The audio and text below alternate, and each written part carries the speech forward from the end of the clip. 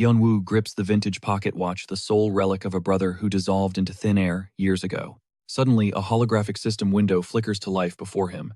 Reality shatters in an instant, leaving him reeling in shock. He is the heir to his siblings' legendary legacy. Pure mana surges through his veins, a force native only to the tower. Agony tears through him as the energy overwhelms his senses. Yet this is just a fraction of his brother's draconic physique. The system unveils his arsenal. Dragon eyes awaken, allowing him to pierce through illusions and dissect his enemies' hidden strengths. His cold-blooded trait grants him absolute composure, forging an ironclad shield against any attempt at mental manipulation or brainwashing. His senses skyrocket, reaching superhuman levels of perception. However, raw power is not the most significant gift he has received. It is the memories. Yeonwoo absorbs every harrowing moment his brother endured while attempting to conquer the treacherous tower. Desperate to save their dying mother, he scaled countless floors and secured the remedy only to meet a tragic fate. Backstabbed and slaughtered by his own allies, rage ignites within Yeonwoo as he resolves to enter that god-forsaken tower himself. This isn't just a quest for strength. It is a cold-blooded hunt for every traitor who dared touch his brother. Wasting zero time, he gears up with blades and essentials, making a beeline straight for the city park. The memories reveal this as the hidden gateway. Suddenly, an eerie mystical black mist swirls and consumes the entire area. As an ominous portal manifests, Yeonwoo vows to rain down vengeance upon those who orchestrated his brother's downfall. Steeling his resolve, he crosses the threshold. His journey begins on floor 1, the unforgiving tutorial stage. Yeonwoo's eyes snap open, recognizing the chilling corridor described within the pages of the Diary of Time. This lethal tower serves as both a meat grinder and a throne for players striving to ascend to godhood. This trial filters out the weak. Simply put, the monsters who broke Jungwoo are waiting at the top. Vivid flashes of his brother's wounds fuel his bloodlust. But first, he must dominate this tutorial. He is aiming for nothing less than a perfect score and the #1 rank by hunting every hidden piece. These secret boons are scattered throughout, allowing players to overclock their stats before climbing further into the tower. An enthusiastic voice breaks the silence, welcoming the newcomer. A mysterious figure descends to confront our protagonist head-on. Rocking some sleek blades, this dapper goblin, the drippiest I have ever seen, suggests that Yeonwoo disarm immediately. The host introduces himself as Yevok, calmly outlining the various deadly sections awaiting the players in this tutorial. Zones are split from A through G, where performance determines the player's ultimate ranking and merit. Elite scores translate to massive endgame rewards. Players are granted a 30-day window to complete the entire tutorial. Time management is key, but since the round started a week ago, Yeonwoo is already facing a massive disadvantage. Yevok suggests waiting for the next round, noting that those who started early have already secured a lead. They've pulled so far ahead that catching up seems impossible, but Yeonwoo knows he is simply built different. Ignoring the warnings, he enters the fray. Yevok mentions that forming a party is the standard road to survival. However, the ultimate glory and peak scores are reserved for those daring enough to clear the trials solo. Taken aback by his resolve, the goblin confirms the tower rewards effort in direct proportion to the difficulty faced. Yevok realizes this player's sheer confidence will either lead to his legendary rise or a very messy demise. Perhaps he is a once-in-a-lifetime genius. The trial kicks off instantly as the host vanishes into thin air. The mission is clear. Clear 7 checkpoints before time expires. Only the highest recorded scores truly matter here. The clock starts ticking as he crosses into Section A, a literal gauntlet designed to test his trap evasion skills. Suddenly, a hidden blade lashes out, grazing his side. Despite knowing the layout, the danger is terrifyingly real. Pure memorization is useless because the traps trigger at random intervals from completely unpredictable angles. He weaves through the chaos expertly, using his pack to deflect 5 simultaneous arrows. This is only stage 1. Adapting is proving difficult already. Our masked warrior shifts tactics, minimizing his profile to present the smallest target possible. Unfortunately, a stray arrow bites deep into his leg from a blind spot. A hail of projectiles follows, shredding his defenses. As the wounds accumulate, he risks falling into total paralysis. He only remains standing due to his frigid resolve, coupled with a superhuman resistance to toxins and agony. But he is in deep trouble. Even in this easy zone, his body is looking like a pincushion. If Section A is this brutal, the later floors will be hell. Grimacing, he rips an arrow from his arm. Agony flares through his trembling frame as he desperately seals his bleeding gashes. The system warns him, his skills are barely keeping the lethal poison at bay. Bandaged up, the masked warrior moves. He's already memorized the arrow's deadly rhythm. He has to master the timing. Fighting iron rain in darkness is soul-crushing. Those grinding gears are his only lead. One sound gives him a heartbeat to react. Activating sensory boost, he focuses. Finally, the mechanical shrieks of the gears hit him. The volley is primed. Pinpointing the source, Yeonwoo drives his blade into the trap. Mechanism shattered. Honestly, I'm just wondering how that blade even pierced the ceiling. Arrows tumble down like scrap. First trap cleared, and with his senses peaked, he's finally locked in. Fast forward, the man is moving like he's got ultra instinct. Dodging nets him points. Weaving through the blue arrows sends his agility soaring. Red ones buff his strength while yellow ones pierce him to forge insane endurance. With zero gear, this is the ultimate farm. He's coughing blood, but the grind continues. Now he's eyeing the monostat. He needs a safer way to power up. High above the host, a bulk watches. The rookie's performance is actually kind of cracked. Forget the trash tier players. This goblin sees absolute legendary potential in Yanwu. If our boy survives the remaining trials, there is no shadow of a doubt. He'll be the tutorial's main event. Back to Yanwu, a message confirms his arrival. His stats are hitting the ceiling except mana. Not bad for one day's work. He feels the raw power. Mobility, strength, and pure destruction are surging through him. Stepping into the next zone, warm yellow light bathes him. Healing magic, finally. The terminal is a literal oasis. He can breathe. For exactly 1 second. He passes out instantly. When his eyes flutter open, a shadow is looming over him. The dude tries a jump scare. Terrifyingly, Yanwu's max senses didn't even twitch. Is this the fabled hidden merchant bingo? Our boy's guess is dead on. Meet Merchant A. These guys are the lifeblood of players peddling survival goods. Spawning at terminals, they sell everything from basic rations to god-tier relics. The shop menu flickers to life. Yanwu browses the stock with laser focus. Medusa's poison Gorgon horns Tiamat's eye. The inventory is straight up legendary. Insane artifacts, sure, but a tutorial scrub has zero chance of affording them. Forget the shiny gear. Yanwu knows he needs to beef up his core stats first. Then he spots it, the reset ticket. Now things are getting spicy. It lets you rewind time to any point. The price for these items, you pay with your own stats. In Yanwu's eyes, this looks like a total scam. 2 strength points for 1 water bottle, total ripoff. But Yanwu has a plan. He tells the merchant he's buying and he's betting every single stat for that ticket. The merchant is stunned. No one has ever dared to ask for that item before. Most players just want to pass. Nobody chooses to go back to hell. Intrigued by the play, the merchant explains, just rip it where you want to respawn. Instant transmission. Trade confirmed. The deal is sealed and the merchant vanishes. As power drains from his body, his stats reset to 0. He's vulnerable again. 10 tickets in hand, Yanwu rips one. A pillar of gold erupts around him. He's back at floor 0. The tutorial nightmare begins for the second time. But this time he's farming every single point. The arrows rain down again. Blue for speed, red for power. Time to break the system all over again. Over and over. After repeated cycles, his draconic eyes finally awaken a sensory overload of synesthesia. Unleashing his gaze for the first time, Yanwu is paralyzed by sheer clarity. Reality's colors bleed out completely. A void remains, leaving only skeletal black lines. These strokes are the very blueprints of existence itself. Zhongwu dubbed them waves. Reaching the terminal, Yanwu finally masters his brutal, repetitive grind. He blitzes 10 tickets in 4 hours, a terrifying leap from his initial day-long struggle. With stats skyrocketing, he is a walking fortress. He senses Section E is already crawling with competitors. There is zero room for error. He needs to floor it and accelerate his pace. Without hesitation, our protagonist hunts the first boss. His aim, to speedrun Section B in 1 attempt. Fueled by insane agility, the masked warrior lunges forward. He dances through a storm of flaming arrows. His reflexes are razor-sharp. Yanwu refuses to waste a single heartbeat or a stray movement. Then, disaster strikes. A hidden pressure plate triggers, launching him toward a lethal spike trap. One slip means instant game over. Defying gravity, he contorts his body mid-air to land perfectly. His speed stat notches up another point. The next trial is pure hell. An inferno consumes everything. Risking a fiery death, Yanwu unsheathes his blade. He carves through the wall of flames.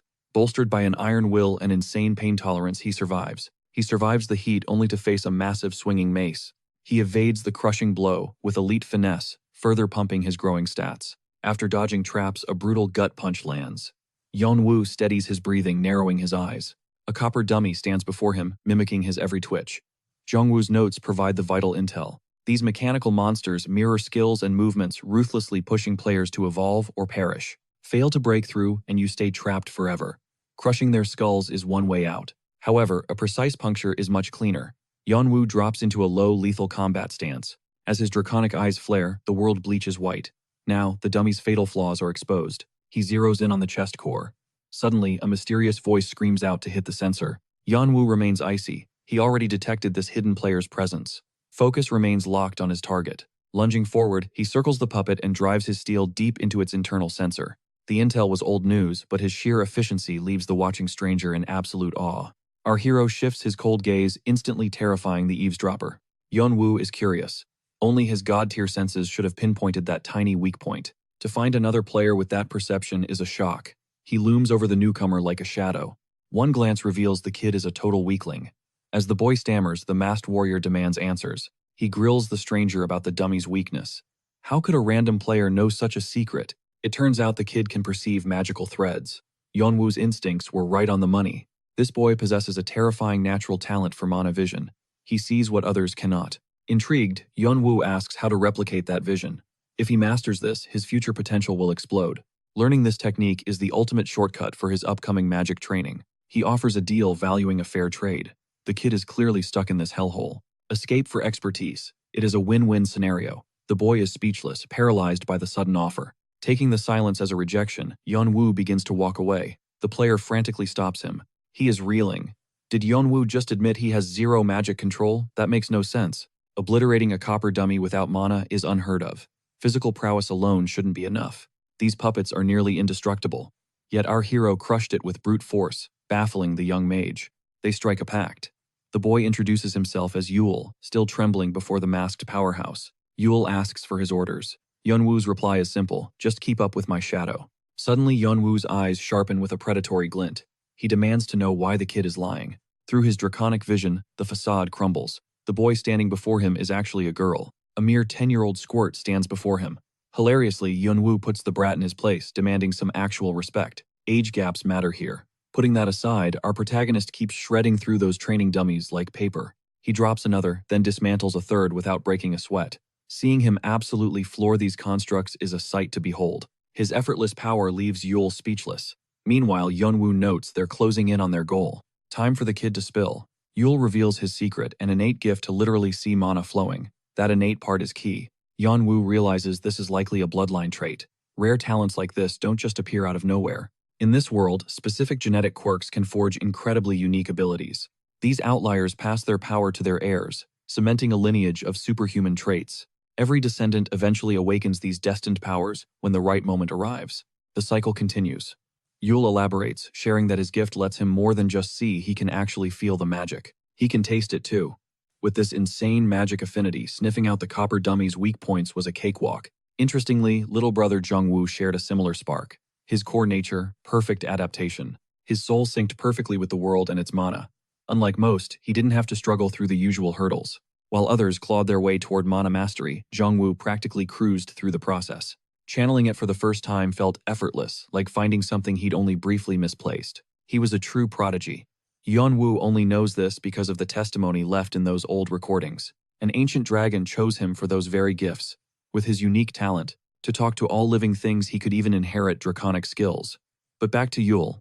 The kid insists he's no genius like Jungwoo. To him, magic is just a vast, swirling reservoir. Regardless, they've finally cleared Section A. Since he did it solo, Yeonwoo banks a massive 800 karma points. With his vitals fully restored, he realizes how vital karma is in this tower. Admins want players to treat it like gold, the ultimate currency for buying and selling essential gear. In this game, your survival depends on hoarding as much karma as you can possibly grab. Just clearing Section A has netted him a fortune. If he bragged about this, nobody would believe the numbers. But 800 is just a start for him. Hungry for more, he enters Section B, a massive white coliseum teeming with players. The newcomers are already inside, and they're floored to see a masked guy qualify this late in the game. His arrival sends ripples of shock through the crowd. Yeonwoo pauses, checking to see if Yule is following him in.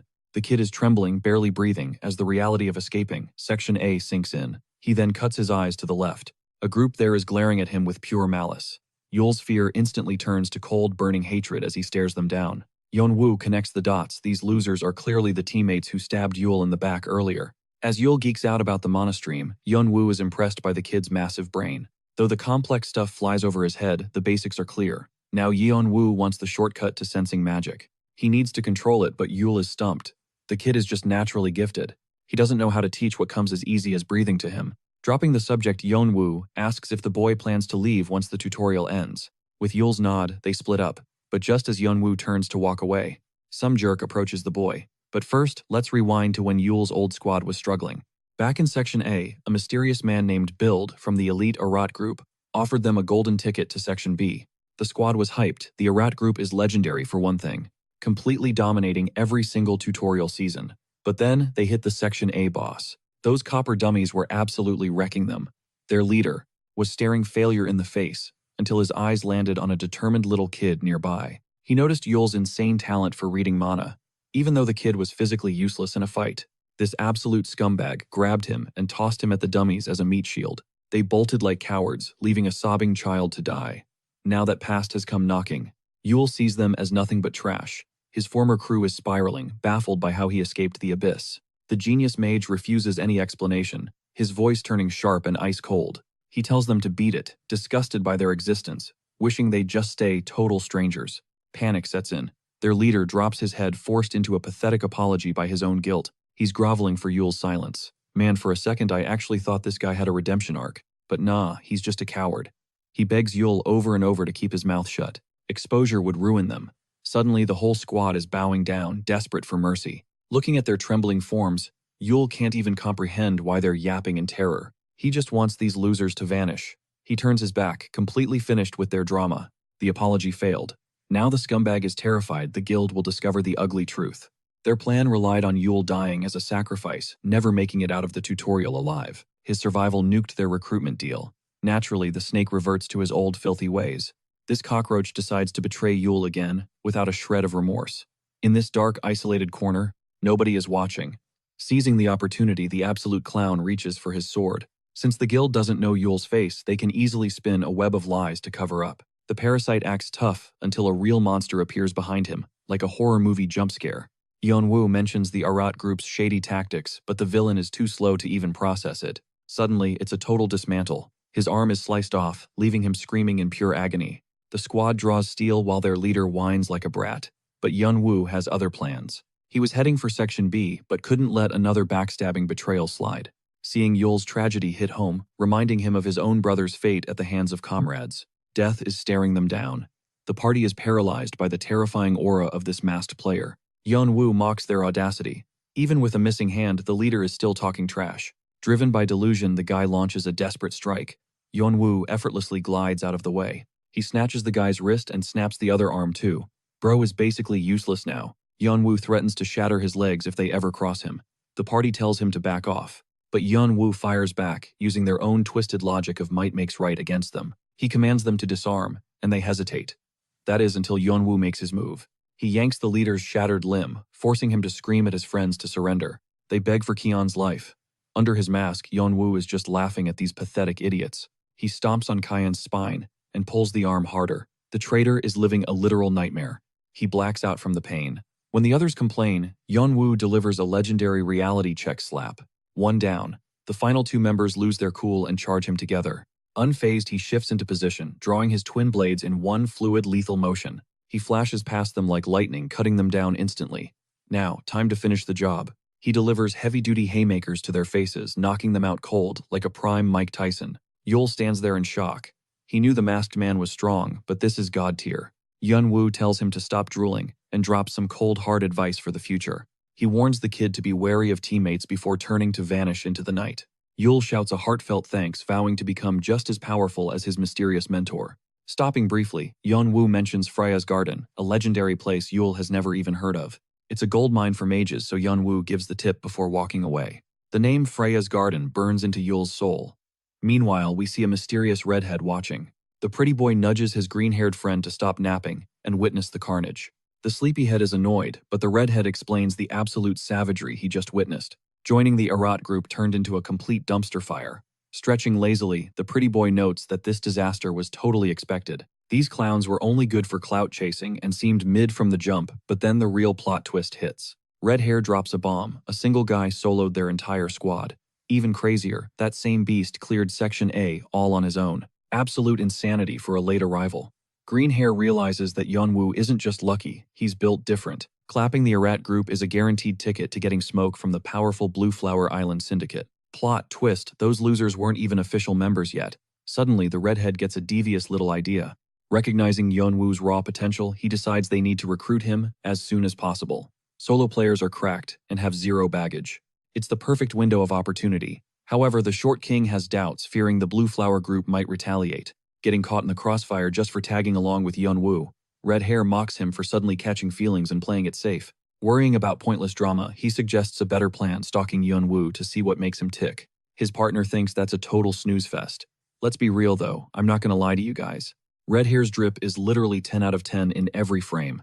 Despite the attitude, his buddy tags along ready for the entertainment. He's actually hyped for this. Section B's trial officially kicks off, presenting 4 distinct paths for the challengers. Challengers must choose a single door to proceed. The far right is pure hell, while the left is essentially baby mode. It is all about testing your limits. Back then, his brother Jongwoo played it safe with the level 2 blue door. His squad wanted an easy win after the trauma of Block A. But after uncovering a hidden truth, the vibe shifted. Instant regret hit Jongwoo. See, the loot in this section scales directly with how much you're willing to suffer. Knowing this, our MC heads straight for the legendary Black Door. This is where he'll claim that top-tier weapon, the Bathory's vampiric dagger. Stepping into the abyss, his objective is simple but deadly: cross the pond unscathed. He's facing the 1,000-pound water, a death trap for anyone without insane stats. Yeonwoo flicks a pebble in to test the waters. The stone skips and sinks instantly, getting pulverized by the pressure. This isn't your average H2O. The density and pressure are cranked to the absolute max. It's a literal wall of water designed to crush players. Peeling back the layers with his draconic eyes, Yeonwoo finds the hidden trigger. A secret trapdoor creaks open beneath him. It's a subterranean labyrinth, the only path forward. Welcome to the legendary Room of Frost and Flame. Finding this spot scores him a cool 300 points. As the dungeon awakens, he spots a patch of white moss.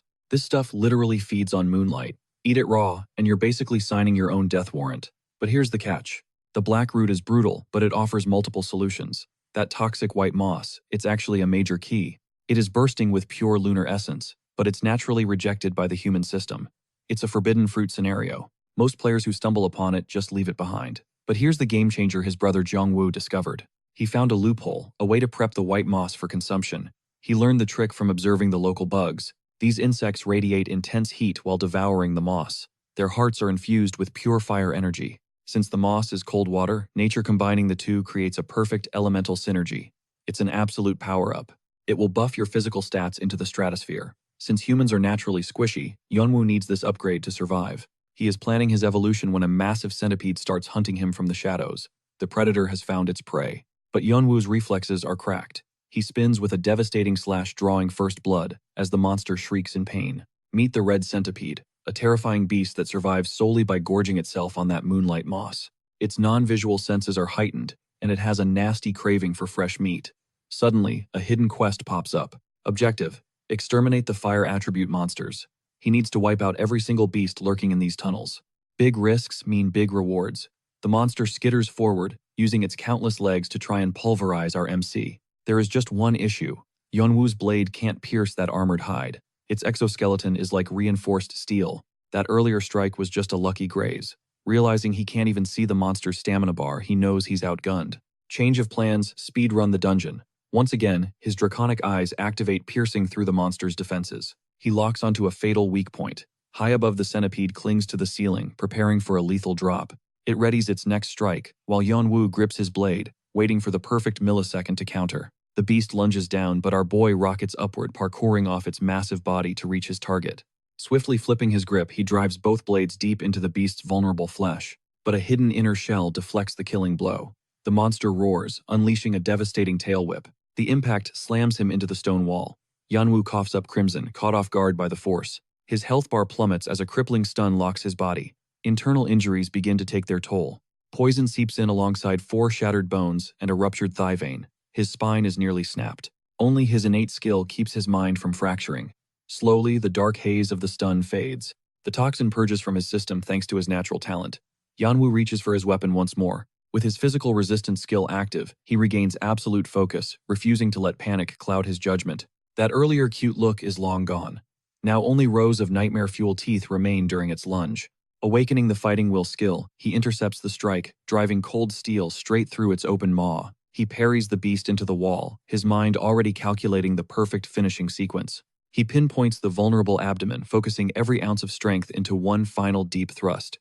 A geyser of sapphire blood erupts as he relentlessly carves through the creature's tough exterior. The monster finally collapses, its life force flickering out. Yeonwoo exhales, his own strength nearly depleted. The system announces a successful subjugation. Taking down an elite beast yields massive bonus rewards. Teetering on the edge of collapse, he removes his mask to breathe in the damp cavern air. He reaches for the white moss, consuming the rare herb to trigger its potent regenerative properties.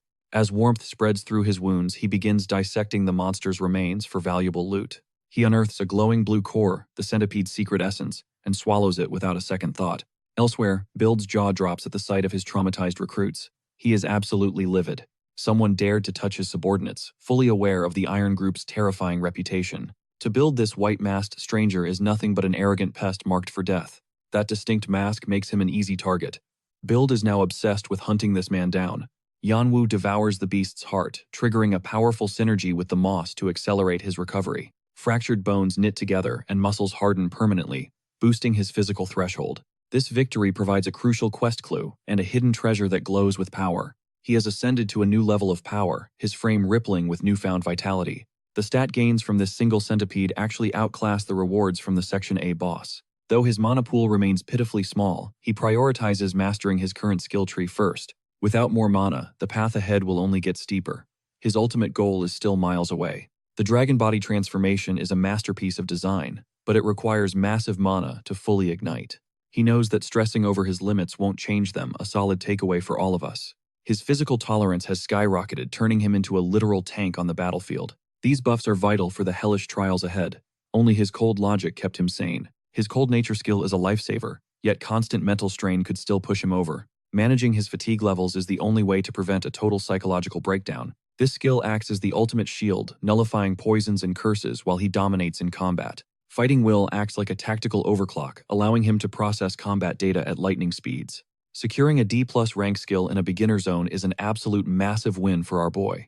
Masking up once more, he descends into the darkness to hunt down infrasound bats. His kill count reaches 147.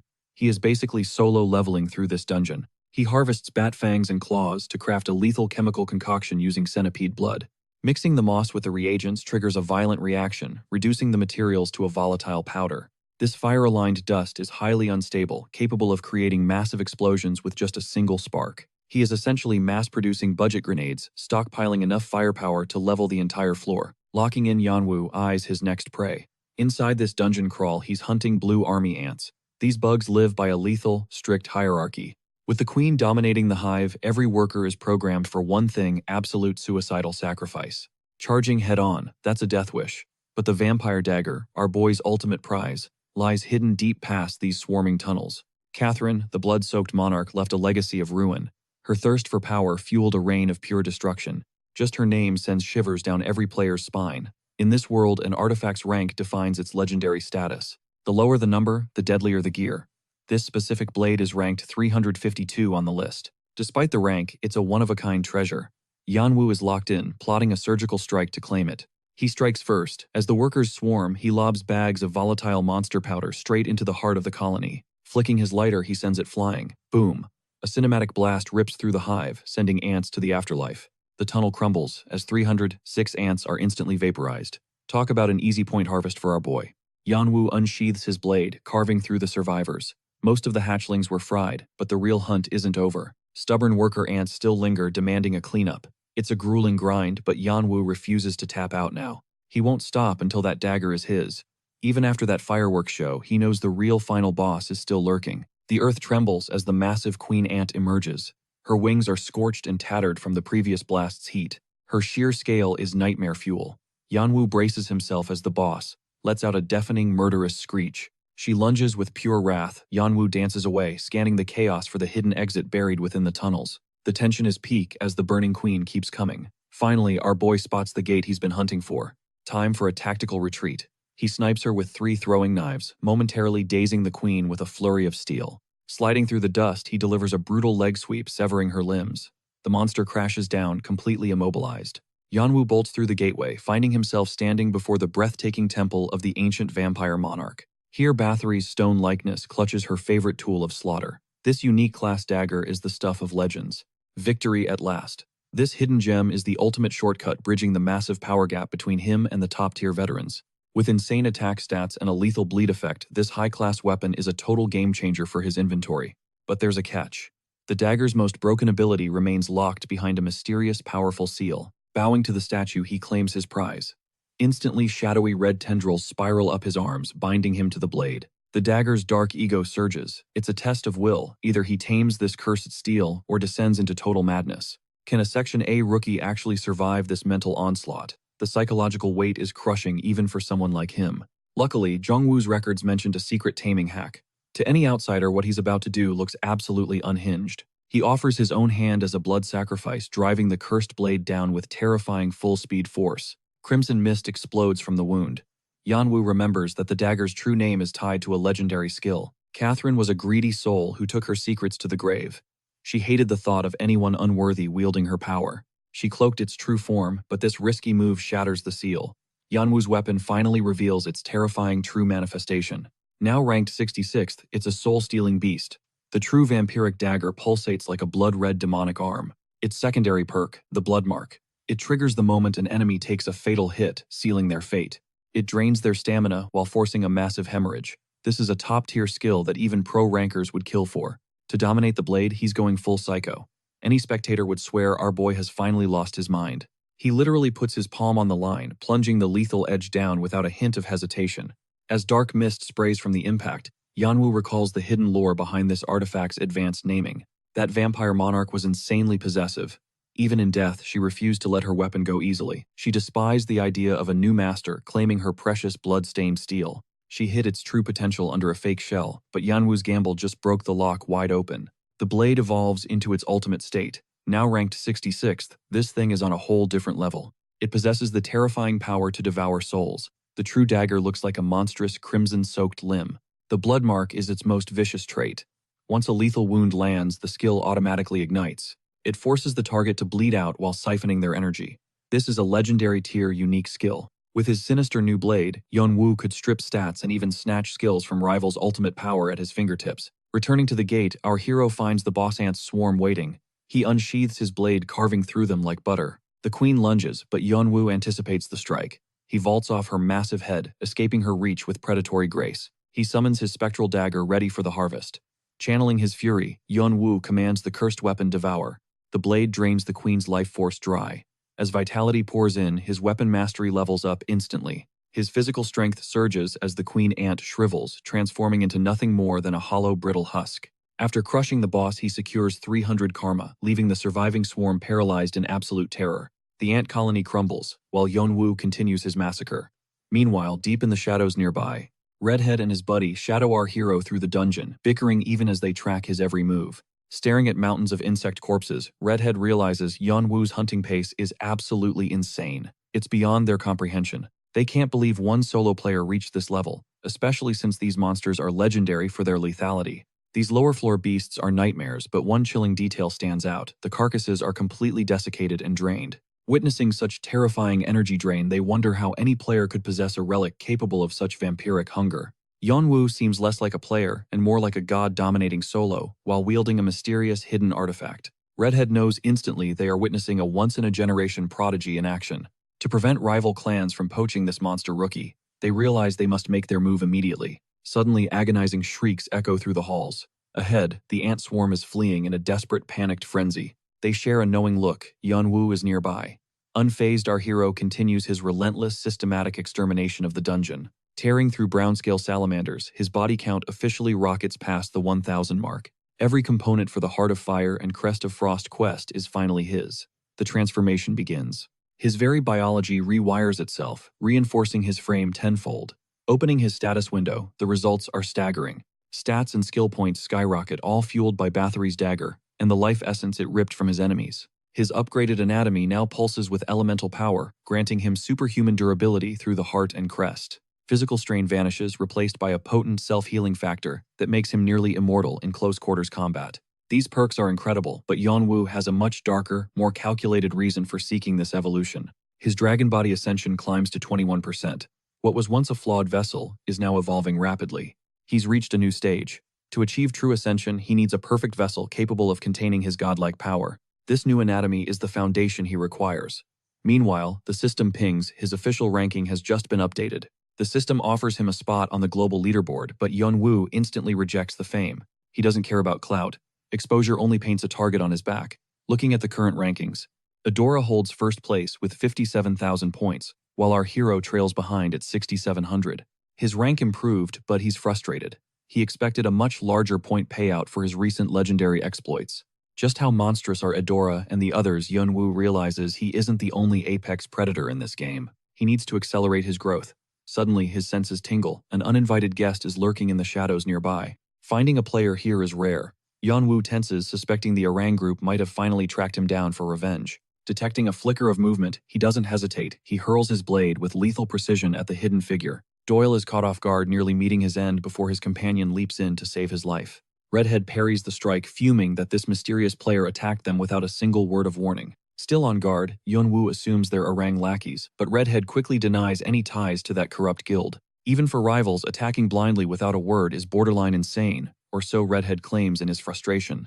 Yunwoo scoffs, noting that stalking him through a dark dungeon usually warrants a lethal response. Realizing their mistake, the duo bows in apology. Curious, our masked hero decides to finally listen to their proposal. When asked why they've been following him, they beam with excitement, officially inviting Yunwoo to join their squad. The invitation is so cringeworthy that Yunwoo just stands there judging them in a heavy, painful silence. Doyle sighs as his friend completely embarrasses himself. That cringeworthy invitation is a hard pass. Our boy is officially ghosting this conversation. Redhead clamps onto his shoulder, demanding answers. Mistake. Yunwoo literally dogwalks him in a total humiliation ritual. He stone-cold rejects them. No intel, no interest. Redhead stands there completely shell-shocked. Our boy has zero clue who this guy is. Turns out he is the tutorial's rising star and a household name. Doyle steps in, basically calling his buddy a snobby elitist with a massive, fragile ego. Doyle keeps it simple, introducing himself and the redhead Khan. Instantly, these names trigger a red flag. Yunwoo recognizes them, rank 3 and 11. Doyle senses the tension, knowing our guy is rightfully suspicious. Why are these powerhouses lingering in Section B? They should have reached Section E ages ago. Surprisingly, our boy does not hesitate. He activates his draconic eyes to scan their very souls. These eyes are a literal cheat code. They act as a supernatural lie detector. Colors reveal the truth. Dark hues scream malice and hidden negative intentions. Their auras are blindingly bright. They are the real deal, totally honest, and surprisingly decent. Still, why would elite top rankers be rotting in Section B just to scout someone? Doyle cuts to the chase and asks if Yunwoo is already flying with a crew. He is a lone wolf, which is music to their ears. They have been eyeing a Block E artifact, but this heist requires a 3-man squad. Yunwoo suggests hiring locals, but that is apparently not an option here.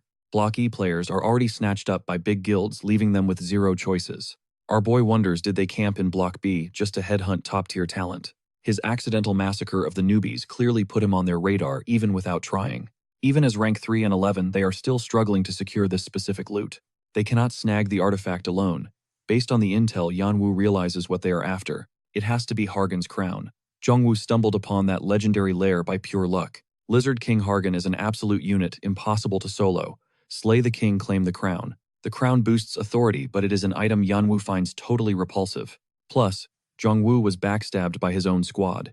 He is the ultimate proof that trust is a trap. In this tower, loyalty is dead. Your allies will slit your throat the moment you blink. In this hellscape, teammates are just dead weight. If you must team up, pick people you can crush. Keep your circle tiny so you can take them out.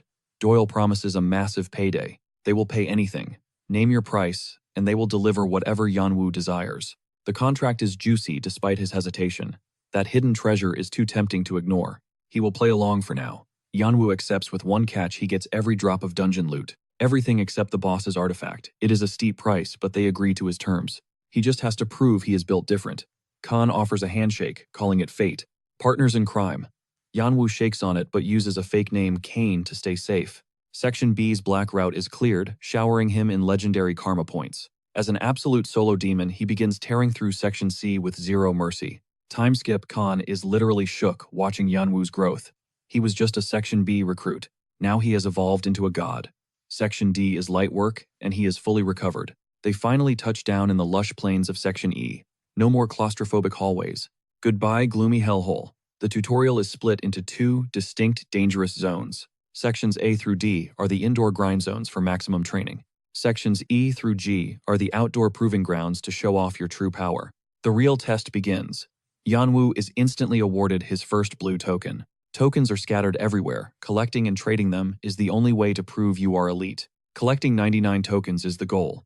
But Khan loathes the system, since it demands blood and forced extraction. Stealing or cold-blooded murder is the standard. It is the path of least resistance in this hellscape. Ambushing others beats working hard. Unsurprisingly, most players here have completely discarded their humanity for a win. Observing Doyle and Kan Yanwu can tell. These two have already amassed a staggering mountain of tokens. A rare ticket sent them down to Section B. Now Yanwu focuses solely on claiming the hidden artifact. He aims for the treasure first. Tokens. He knows he can easily farm those from weaklings later. Behold Section E, a massive expansion. Each distinct region boasts its own deadly terrain and brutal obstacles. Jagged mountains dominate the north. These stone giants act as a wall, choking off every breeze. Vast plains and shimmering rivers define the west. South lies rolling hills, fading into a suffocating northern forest. Venture deeper and find a toxic swamp. The sheer variety of monstrosities lurking within Section E is terrifying. Goblins and kobolds haunt the trees. Farther in, massive trolls and ogres claim the shadows. Lizardmen rule the northern bogs. Meanwhile, sandworms and orcs terrorize the eastern and western horizons. Grinding for tokens while dodging monsters is pure agony. But the true danger is the players themselves. Desperate hunters will kill for progress. Despite the chaos, our trio sets their sights on the treacherous swampland. The hunt for the artifact begins.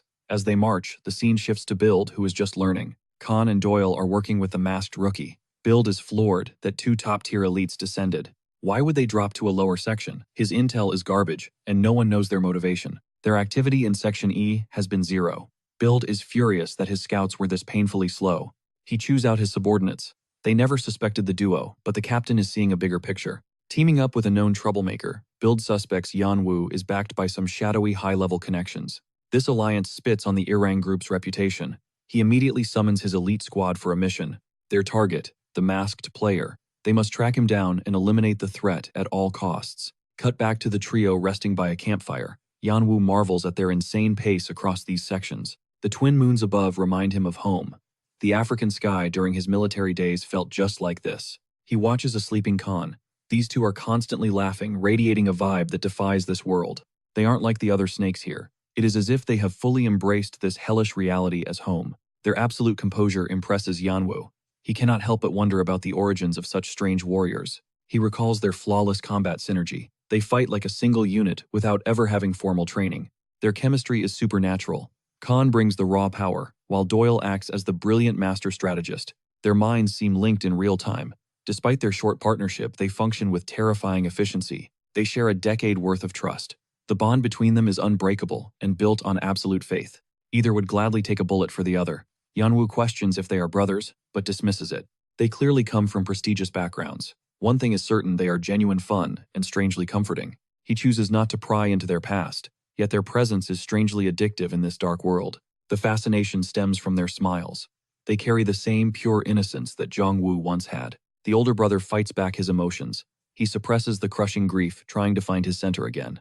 Suddenly, Doyle and Khan snap awake.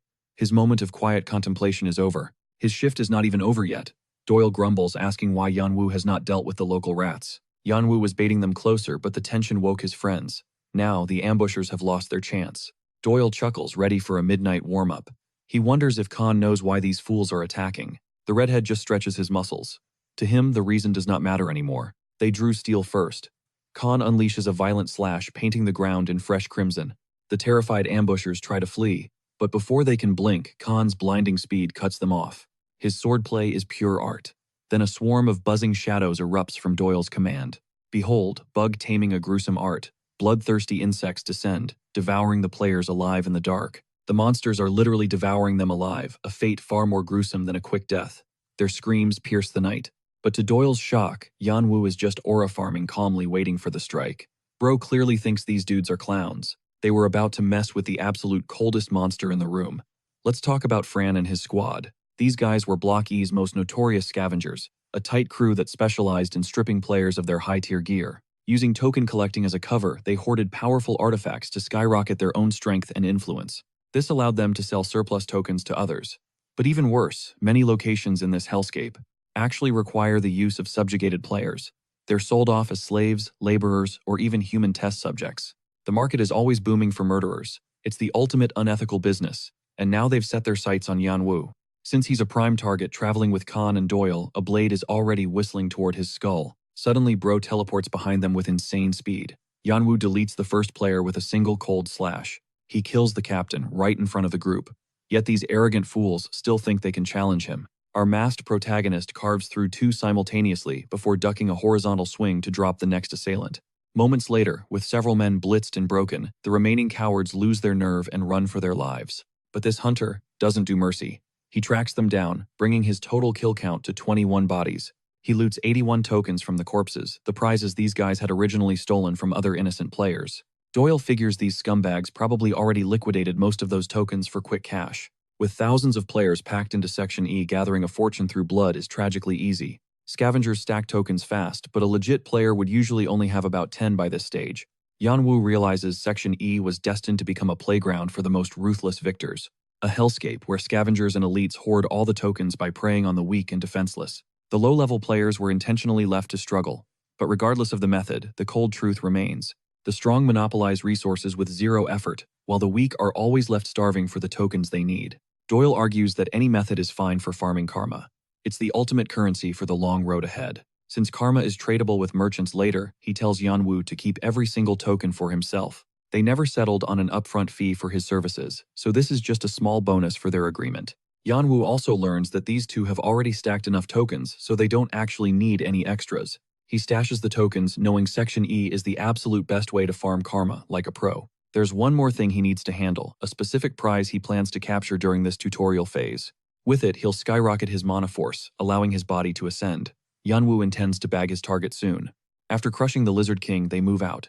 Khan suggests they scavenge every resource they can find along the way. As for the Lizard King's remains, Doyle uses his bug-taming skills to ignite a fire, miraculously succeeding. This works thanks to Blazefly's insects that literally kamikaze themselves to incinerate their enemies. Think of them as tiny, explosive pilots. There are bizarre insects here that aren't even in the legendary records. By day, Yanwu is seen tearing through lizardmen like paper, a sign they're nearing their final destination. After slaying a fresh batch of monsters, Yanwu starts carving up their flesh, leaving Khan completely stunned. He's actually harvesting lizardmen eyeballs to craft a strengthening artifact. The resulting weapon is called Gaia's Eye. It's a gorgeous and powerful ring, but suddenly Doyle realizes a frustrating truth: someone else got here first. Fresh tracks are imprinted in the mud, prompting Yanwu to inspect the freshness of the blood. He can tell the fight happened roughly 6 hours ago. A hidden piece is only valuable if it stays hidden. This pushes players to move fast. If someone got here first, Doyle fears the prize is already gone. Hidden pieces never respawn. If Hargan's crown is stolen, they will never be able to get it again. Yanwu drops some good news. He suspects whoever was prowling here wasn't even looking for the artifact. He points to the trail patterns, suggesting that a player was actually dragged away by force. This is a classic bait tactic used by lizardmen. Khan is confused, but even our boy doesn't know why yet. Tutorial monsters are apex predators who hunt players on their home turf. It's a trap, and it's seriously annoying. Khan refuses to let desperation cloud his judgment, while Doyle's expression shifts into pure, unadulterated disgust. Catching Yanwu's gaze, he instantly flips the script, flashing a harmless Pookie smile to mask his dark thoughts. Khan drops some crucial intel, revealing they have finally reached the heart of the Hargan's nesting grounds. Yanwu knows every inch of this place, playing the role of a clueless rookie to keep his disguise flawless. Reality check. Even with their combined strength, Khan and Doyle couldn't leave a single scratch on the Lizard King. Yanwu ponders his own impact on the raid, knowing full well that victory remains a distant, bloody dream. Beyond the king, a far more lethal shadow lurks: a female lizard queen who represents a total disaster scenario. Khan hammers it home: this mission is a one-way ticket to the afterlife for all three of them. When Yanwu demands a strategy, the redhead explains they are putting everything on the line to snatch the artifact. With elite guards on high alert, Khan will draw the king's fire, so the others can fulfill their roles. Yanwu must bait the terrifying queen while Doyle hunts for the perfect moment to seize the crown. The final order: run like your soul is on fire, because that queen will absolutely slaughter everything in sight. Direct combat is a death sentence, so Yanwu agrees to a hit-and-run tactic to keep the queen occupied. His instincts from the battlefields of Africa take over. He is a soldier who moves exactly as ordered. Now he's a paid merc with a mission. The trio crosses the threshold, and the raid officially begins. Entering the nest earns 500 karma, but 4 lizardmen guards are already barring the entrance. These intelligent predators can actually speak, and they hiss with murderous intent at the sight of intruders. As the Team 7 wannabes prepare to strike, the earth shatters as their first true nightmare descends. The Hargan Lizard King emerges roaring in fury at the lowly humans for defiling his sacred territory. System logs state 5 kings rule, Section E, with Hargan reigning supreme over the northern swamps. The goal: decapitate the king and take his crown. The massive beast lunges forward with a deafening roar. The monster's aura is suffocating, far more terrifying than anything Yanwu has faced in this tutorial so far. Flashbacks of war flood his mind, and honestly, he's acting like fighting giant lizards is just another Tuesday. Yanwu refuses to flinch, meeting the beast's eyes with a cold intensity that forces the king to focus. Ignoring everyone else, Hargan charges toward the man in black, intent on killing him before the battle starts. Khan moves like a blur, parrying the king's scythe with his sword in a flawless display of mastery. Hargan mocks the human's weakness, but Khan just smirks, knowing the king is in for a rude awakening. Baiting a lethal strike, Doyle outplays the king by using the monster's own guards as a meat shield. Heads fly as the king accidentally slaughters his own men too, blinded by rage to notice the split. Inside the shadows of the cave, Yanwu's blades flash, dropping more lizard guards before they can even scream. Chilling screams of terror echo through the cavern, where human remains lay scattered in pools of fresh blood. The truth is horrifying. These lizards are capturing players, turning the lair into a literal slaughterhouse. Just as Yanwu predicted, these kidnapped players are nothing more than livestock waiting to be served as dinner. They're being prepped to feed the hatchlings, and saving them now might cost the trio their only objective. Yanwu orders Doyle to find cover before the queen surfaces, his voice dripping with a sharp, cold irritation. The kid explodes in anger, shocked that Yanwu doesn't have a single ounce of main character compassion. Yanwu remains stoic, telling the boy that while he is human, he won't let emotions compromise the mission. To Doyle, he's a heartless machine, so Yanwu breaks down the brutal math of their survival. Choosing to save these victims means signing Khan's death warrant while he's out there fighting the horde. Khan is holding the line against the king. The longer they stall here, the faster his survival drops. Logic must rule. Yanwu warns that if they let their hearts take the lead, he's bailing. The weight of reality hits Doyle like a truck, leaving him drowning in a sea of conflicting emotions. A sharp slap to his own face snaps Doyle back to reality, forcing him to see his short-sightedness. In this darkness, Yanwu realizes something: the lizards have inadvertently created a perfect tactical opportunity. They can use this human farm to their advantage, turning a tragedy into the key to their victory. Yanwu suggests a high-stakes audible to Doyle. One slight adjustment might just save everyone trapped in this nightmare. He tasks Doyle with unleashing those lethal blaze flies they encountered deep within the cavern. The queen is absolutely livid, brutalizing her minions for letting mere humans desecrate her sanctum. Fueled by paranoia, she commands a head count of her nest, realizing these intruders are after her spawn. Suddenly, Yunwu intercepts her focus bag in hand, mockingly asking if Her Majesty enjoys pyrotechnics. Before she can process his move, he hurls the bag toward her nursery. The queen reacts on pure instinct. She slams her massive mace down, obliterating the bag, but that only unleashes a cloud of volatile powder. The air is now saturated. Yunwu signals and Doyle's blaze flies ignite the room, engulfing the queen in an inferno. She's too busy burning to notice Yunwu looming over her spawn, cold steel pressed against a hatchling's throat. He mercilessly executes the creature right in her line of sight. As she shrieks, Yunwu tosses the carcass aside. He grabs the next victim, taunting the queen's hypocrisy. She treated humans like cattle, now it's her turn to bleed. Blinded by fury, the queen lunges forward to end the slaughter, falling straight into his lethal trap. The powder beneath her feet ignites, triggering a massive chain reaction that obliterates the queen in one devastating blast. Even her monstrous vitality couldn't tank that much damage. With the queen finally dead, her subjects lose all will to fight, paralyzed by absolute terror. Yanwu looms over her broken body, reminding them that in this brutal world, it's kill or be killed. He commands Doyle to seize the crown immediately. They need to regroup with Khan and fast. Doyle grabs the relic, buzzing with the thrill of their success. Suddenly, a deafening roar echoes through the chamber. The Lizard King has arrived, frantically searching for his mate. He freezes in horror at her mangled corpse. Khan trails behind, gasping as Hargan bellows for bloody vengeance. Then he does the unthinkable. He begins devouring his queen's remains. This is the Predator's hidden trump card, triggering a forced evolution into a nightmare second phase. After fully consuming her essence, Hargan's power skyrockets. Yunwu knows the situation just turned south while the king was originally weaker than the queen. His signature skill, Heat Waves, is pure nightmare fuel. A single pulse can vaporize players on contact. That's the sheer terror of this second phase. Yunwu plots his move as Doyle deploys a messenger bug. Our masked protagonist already has a plan in mind, and it requires Khan's assistance. Meanwhile, the crazed boss is on a rampage, desperate to slaughter the humans who broke him. Yunwu steps out, taunting the beast to take his best shot. With Hargan's aggro locked, Yunwu waits for the perfect opening. He activates Draconic Eyes instantly, scanning the Predator's fatal flaws. First, he parries a massive strike with just his dagger. The small blade holds firm against the impact. Stunned by his strength, Hargan recoils. That's the signal. The redhead swoops in like a blur, carving a deep gash across the king's midsection. Doyle unleashes his blaze, flies to harass Hargan, cooking him alive from the inside out. Yeonwoo knows. Their efforts are draining the king's mana, but the beast is powered by pure, unadulterated rage. He's still hell-bent on their deaths. Yeonwoo stays icy, tracking every twitch before Hargan triggers his heatwave. He dives straight into the danger zone. Khan joins the fray, delivering his own bone-shattering blows, followed by another swarm of Doyle's explosive flies. After a grueling exchange, the Lizard King is finally winded. Exhaustion is setting in, but his thirst for blood keeps him standing. Seeing his opening, Yeonwoo slides beneath the king's guard, slicing through both ankles and bringing the giant to his knees. With the beast immobilized, he grips his weapon and activates the vampiric dagger's lethal skill. He begins draining the monster's life force, siphoning away every drop of essence. This surge is overwhelming, spiderwebbing Yeonwoo's mask and terrifying his allies. Even now, the king refuses to go down alone. With his final breath, he gasps out one last vow to avenge his fallen queen and their children. Hargan finally falls, marking the end of the twin bosses. Suddenly, the system pings. He successfully absorbed the boss's signature move.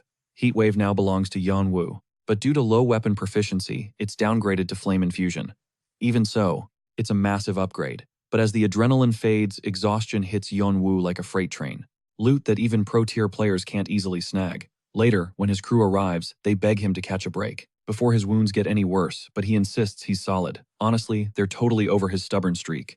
The guy refuses to quit, obsessed only with the captive's safety. They head back now to find the survivors, who are beyond grateful for the lizard slaughter that avenged their fallen friends. Khan and Doyle play it cool, acting like they were just doing their jobs. Suddenly, a prisoner asks, is Khan actually the legendary Bloodsword? He even recognizes his partner Foxy Tail. Clearly, Khan was trying to keep his high-profile alias on the down low. But come on, these two are straight-up icons. Still, the Swordmaster gives the most credit to the masked player, the mystery carry who made this mission a win. Oddly, they actually respected his ruthlessness. Seeing him treat them with icy indifference sparked a twisted sense of admiration. Earlier, they trashed him for ditching those captives. Even with Doyle begging to play hero, he didn't flinch. Disrespecting Yeonwoo just for being human, that audacity set Khan off. Without Yeonwoo's carry, they were dead meat. Success was impossible without him. The blood-red Swordmaster snapped that their petty past grievances meant nothing now. Yeonwoo literally bled to save their pathetic hides. The only reason these ungrateful losers are even breathing right now is purely thanks to his mercy. But instead of showing some damn gratitude, they're busy throwing shade. They label him a monster. Khan's reality check hits so hard the guy actually starts stuttering out an apology. Khan redirects the apology to the masked player. But Yeonwoo, he's drowning in thoughts about the world's brutal hierarchy. It's always about the strong versus the weak. In this game, being weak means you're just a servant. Nothing's changed. Deep down, that player is still fuming, making his sorry little apology a total lie. He's only folding because his squad left him hanging. Moments later, the true colors of these snakes emerge. They apologize to their leader for the lack of backup, but the boss is too tilted to listen. Then a dark scheme is whispered. They're desperate for tokens, and the trio who saved them are loaded. Doyle and Khan are sitting ducks while distracted. They gaslight themselves into thinking this backstabbing is just survival. One guy hesitates, warning that a direct murder attempt is suicide. They simply aren't strong enough to win. Without gear, they won't survive the night anyway. Their situation is desperate, and desperation breeds pure evil. The plan rob Khan, Doyle, and Yeonwoo blind and vanish. If they get caught, it's game over permanently. But staying empty-handed is a death sentence too. The boss finally caves, ready to hear the dirty details. Turns out one ally possesses the quick hand skill. With that, their treacherous gears begin to turn. Back to our main trio. Doyle and Khan have officially secured the crown, finally sealing their big deal. Khan even throws out some rare praise. But Yeonwoo, he's strictly business, keeping that edgelord energy at max. Despite Khan being a total weirdo, Yeonwoo can't bring himself to hate the guy. His focus shifts elsewhere. He claims the lair and the blue-scale scimitar as his prize. But there's a massive catch. A scimitar doesn't fit his dagger-centric style. While the tower offers plenty of trash loot, he needs quality. Then he spots it Karshina's dagger, a lethal blade that scales directly with the wielder's sheer willpower. It's beat up but perfect for the tutorial. Yet Yeonwoo still feels underwhelmed, leaving Doyle totally bewildered. He expected more from this haul. Doyle just stares, wondering what kind of monster finds this loot okay. Suddenly, a blue vortex spirals across the ceiling. A mysterious voice gasps the hidden rift has been exposed. A cloaked merchant emerges. Khan and Doyle are clueless, but Yeonwoo, he knows exactly who this is. This guy is a rare spawn. They blew points on him early on, but tracking him again is impossible. Befriending a merchant requires two things: hitting the top 10, or earning their rare personal respect. Recognition is everything here. and by the looks of it, Yanwu has this merchant wrapped around his finger. After some aggressive banter, Yanwu gets down to business. He offers up his rewards for a hefty price, 150 tokens, no negotiations. Before the merchant can even blink, Yanwu bumps it to 200. Every time the trader talks, the price jumps, finally hitting 300. Accept it or there's no deal. Reject him and Yanwu will turn this nest and its precious magic stones into literal dust. The merchant plays cool. He pretends common stones are trash. But Yanwu knows the truth. The purity of these gems is legendary. They're high grade. That's exactly why the lair's loot drops were so stingy the value was in the walls. This entire cavern is essentially a gold mine of mana-conducting stones, the ultimate resource for mana storage. With a purity rating over 70, these stones are priceless. This is why the merchant was lurking nearby. Yanwu smells blood and spikes the price to 400 tokens. He's running this show now. The trader tries to protest, but Yanwu's cold logic finally breaks his poker face. He's cornered. He caves, but Yanwu adds a time-wasting fee. The final price, 405 tokens. Yanwu is a menace at negotiating, securing a massive payout. He's now sitting on 700 tokens. The merchant departs utterly defeated and penniless. But our masked player still has one final question. Our boy is actually scouting for some new gear. With his old mask shattered, he is hunting for a replacement. The merchant demands 4 strength points as payment, but Yanwu flips the script and forces a new deal. He ropes the mask into the trade, threatening to walk away entirely. The trader is absolutely fuming at this flex. Still, he has got the perfect fit for Yanwu's aesthetic, an artifact known as the face of the white ghost. Boasting a self-healing factor, this cursed gear comes with a catch: it won't come off easily. The trader bolts for his portal, but stops to ask if Yanwu knows the horrors waiting on the other side. The cryptic phrase puzzles our hero, but the merchant vanishes into thin air without dropping another hint. Elite stones fuel top-tier gear, yet this shady dealer just shelled out triple the usual market rate for them. Demand for magic stones is hitting an all-time high, pointing to only one logical reality. Total war has erupted, igniting a brutal clash between rival clans and top-tier rankers. Khan wonders if Block F is next on the list. Yanwu's rank has already skyrocketed to number 52. The distance to number 1 is still massive, but Yanwu has an ace up his sleeve for a secret target. A hidden boss in Section E awaits. Yanwu isn't rushing to Block F yet, he has got unfinished business to settle. Meanwhile, Doyle is vibing with the masked player's skills and their insane combat synergy. He drops a formal invite, hoping they can stay teamed up long after this tutorial grind is over. Doyle is pure hype, seeing them as a legendary duo with unmatched chemistry and performance. Our guy politely declines the offer. Yanwu has a solo mission that he needs to handle alone. Doyle suggests a future meetup, but the masked player has zero interest in joining any squad. Committed to the solo life, Yanwu's cold rejection stings Doyle, forcing Khan to comfort his buddy. You cannot force a teammate, right? Still, Yanwu agrees to stick around until they escape this lair. Khan urges them to move fast since others are waiting, but this swamp is absolutely ginormous. Escaping won't be easy with legions of lizard men lurking around every single corner. Surrounded on all sides, our protagonist joins the duo to carve a path out for the survivors. Sticking together is vital though. Yanwu wonders what they actually plan to do with these stragglers. Sadly, the only play they have is protecting them until they finally clear this cursed swamp. Yanwu finds these baggage players useless, sparking Khan to tease him for his lack of humanity. But Yanwu knows the truth. Kindness is a death sentence in this savage tutorial world. His allies act tough, but they are total softies, constantly worrying about the feelings of random strangers. That compassion could be their downfall. Doyle feeds a survivor oblivious that these guys are just toxic leeches.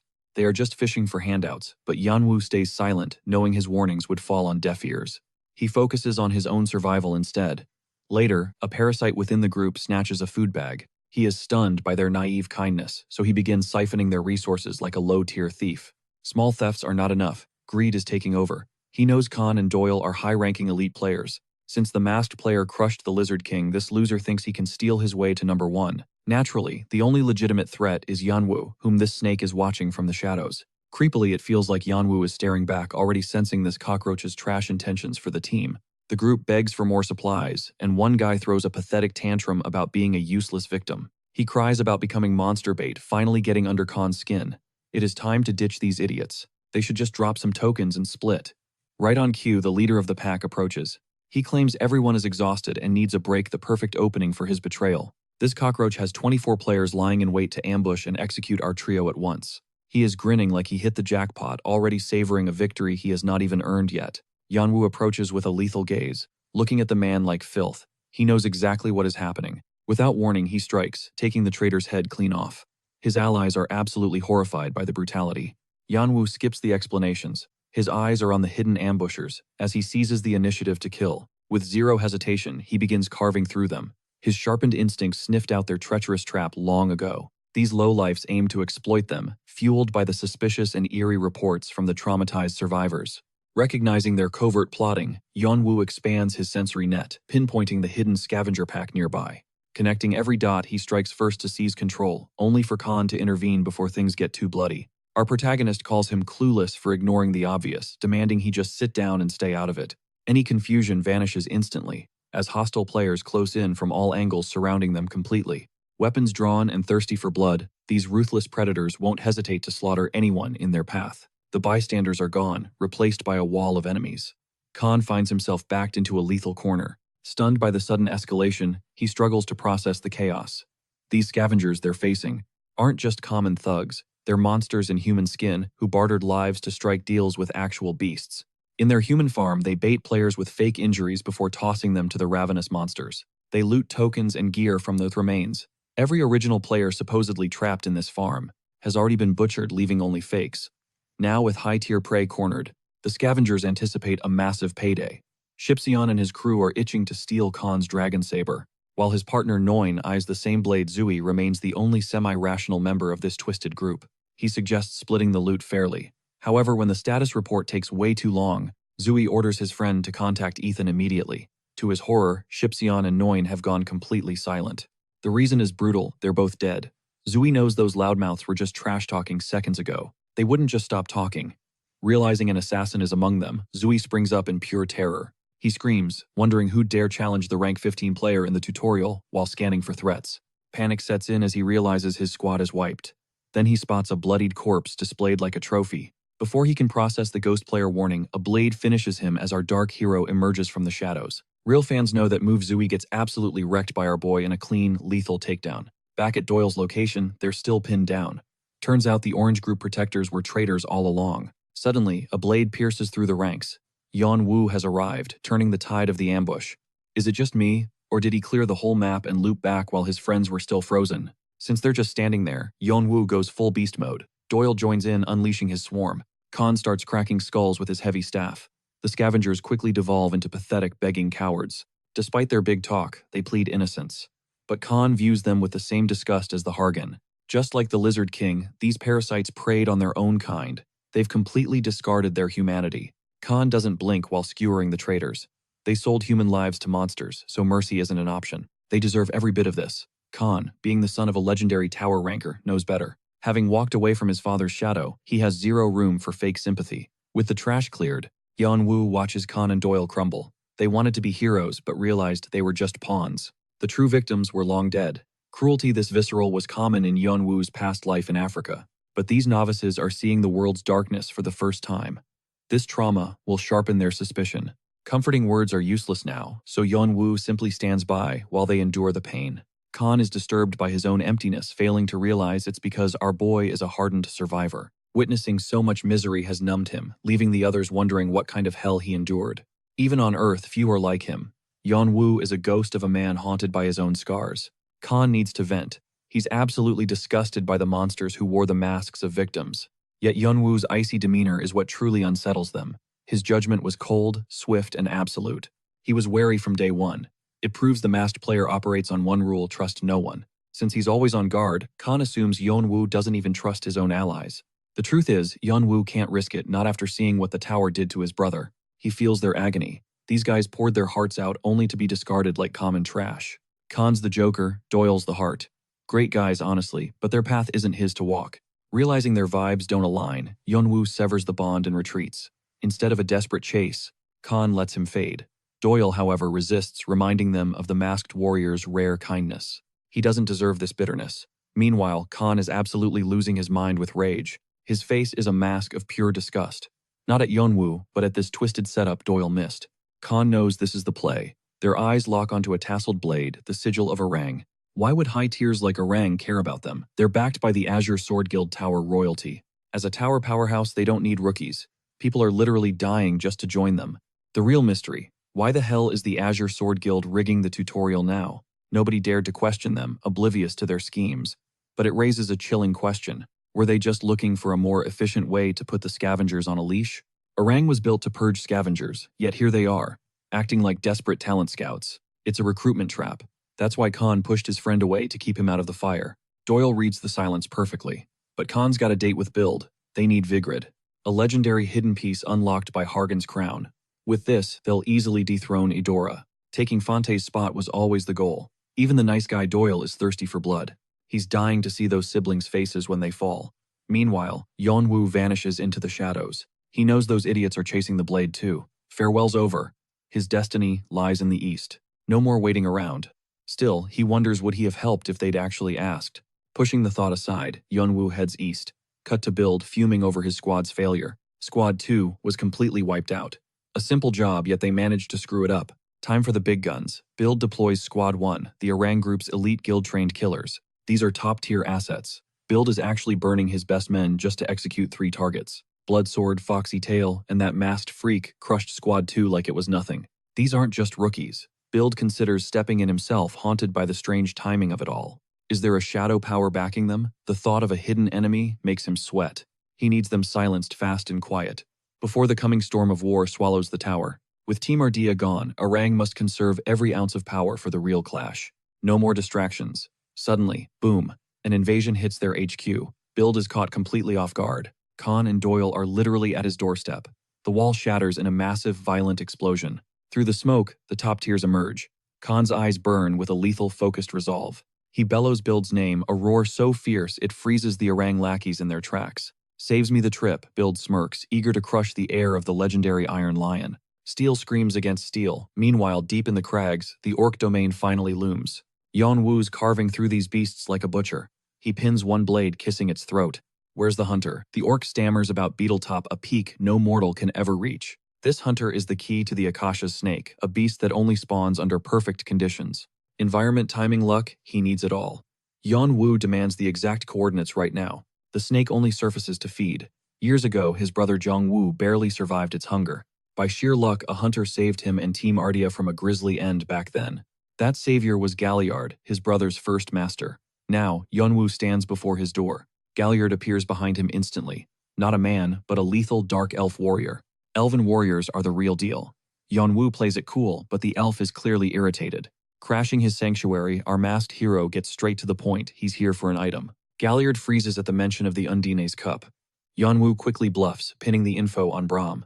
The elf buys the story about his old friend and invites the player into his sanctuary. Trading talk begins. The Undine's cup isn't just gear.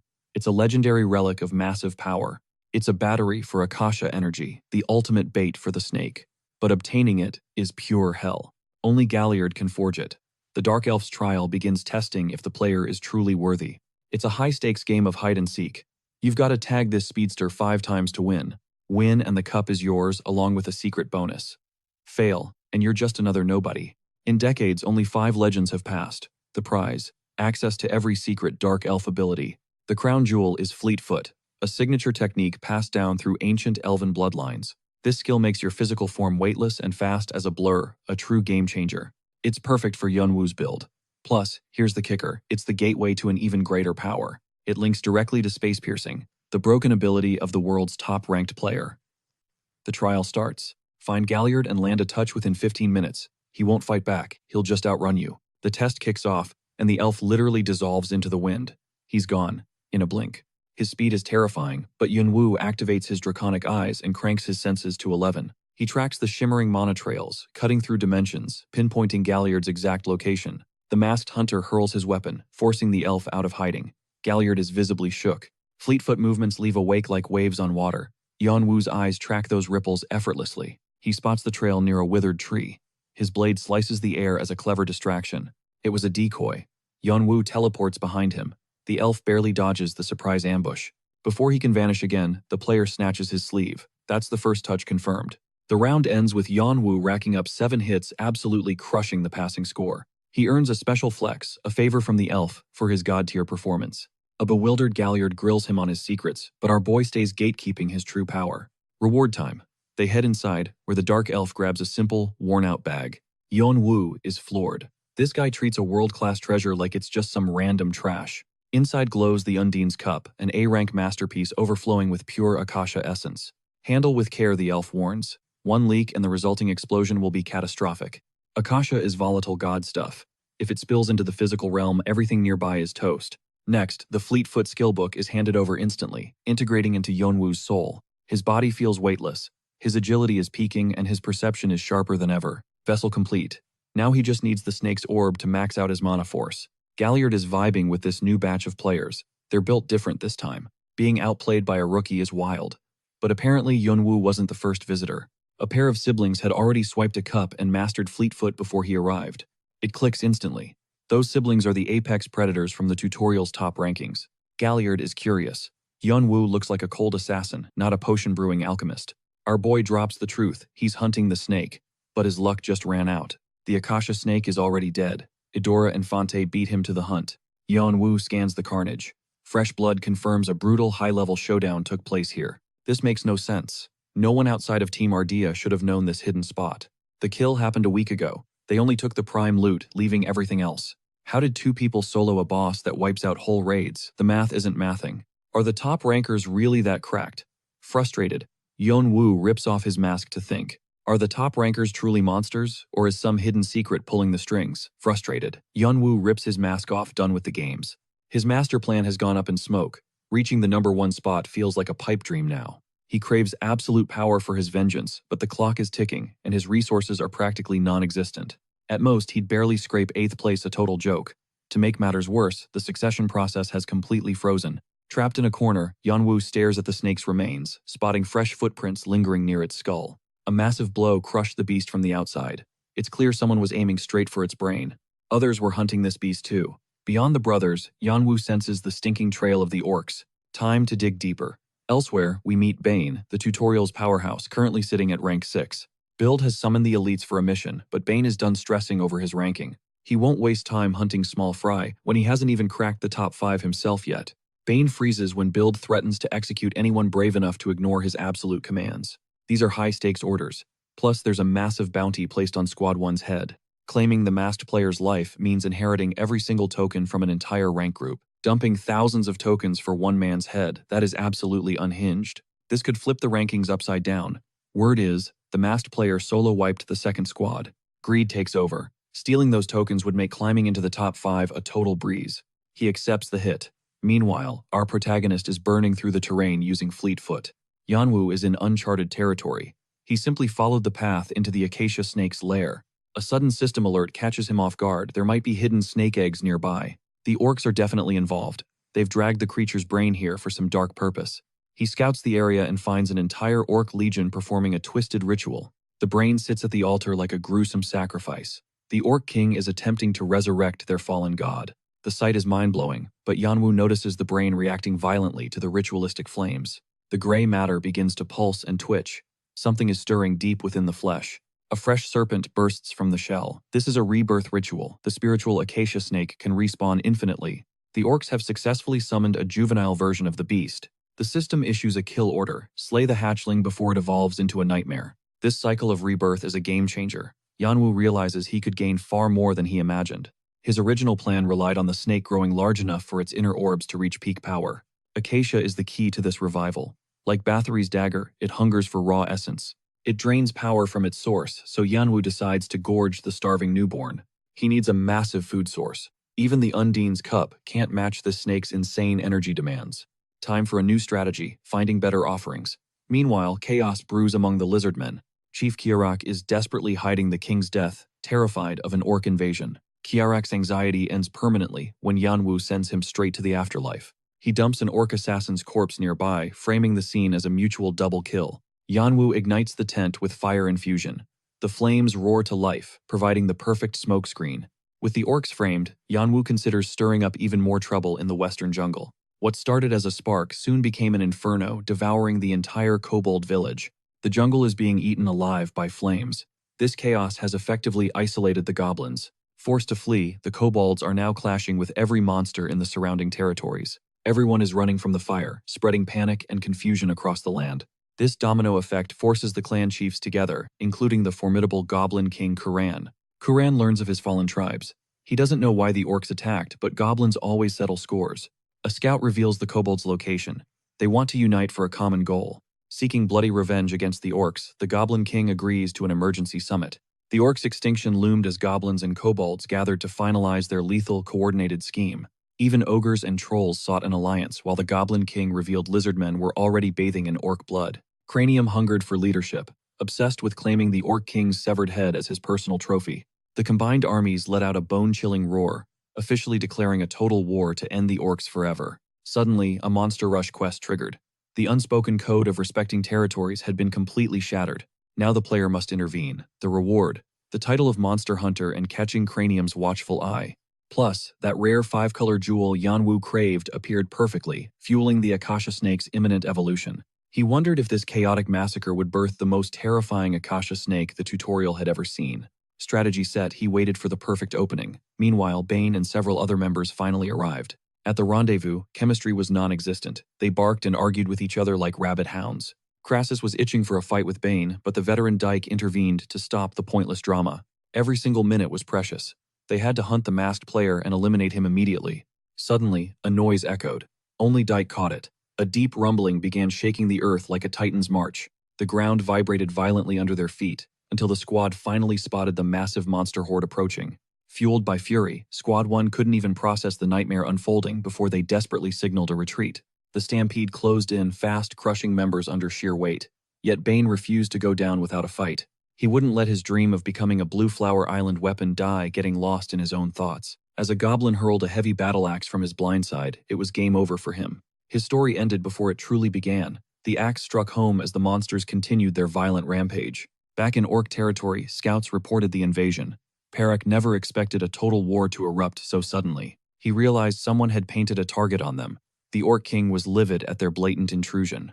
Their god's ritual was disturbed, but then he saw the silver lining. This was a feast for their deity. The catastrophe was now a golden opportunity. Perek sent word to the shaman that fresh meat was incoming. Orcs scrambled to reinforce their walls, but one massive ogre decided to simply smash his way through. With defenses crushed, Perek stood ready for blood, watching the Goblin King casually approach for their final meeting. Enraged, he lunged at Cranium for a duel to the death. His fleetfoot mastery began to skyrocket instantly. As our protagonist slipped back to the snake's den, he knew both kings were locked in a deathmatch. Cranium and Perek were absolute boss units matching the Lizard King's legendary power levels. This clash wouldn't end quickly. As the war intensified and monsters grew frenzied, the great snake finally stirred. The Akasha snake needed a feeding ground.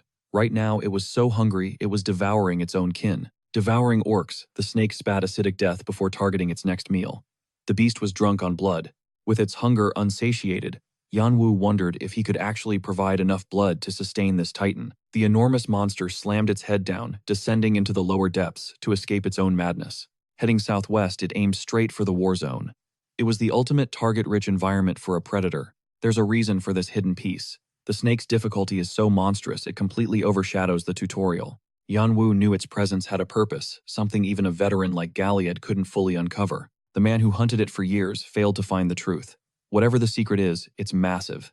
Our boy aimed to find the creature's sanctuary. He ventured deep into a mysterious hidden cave. The place was a frozen wonderland of icicles.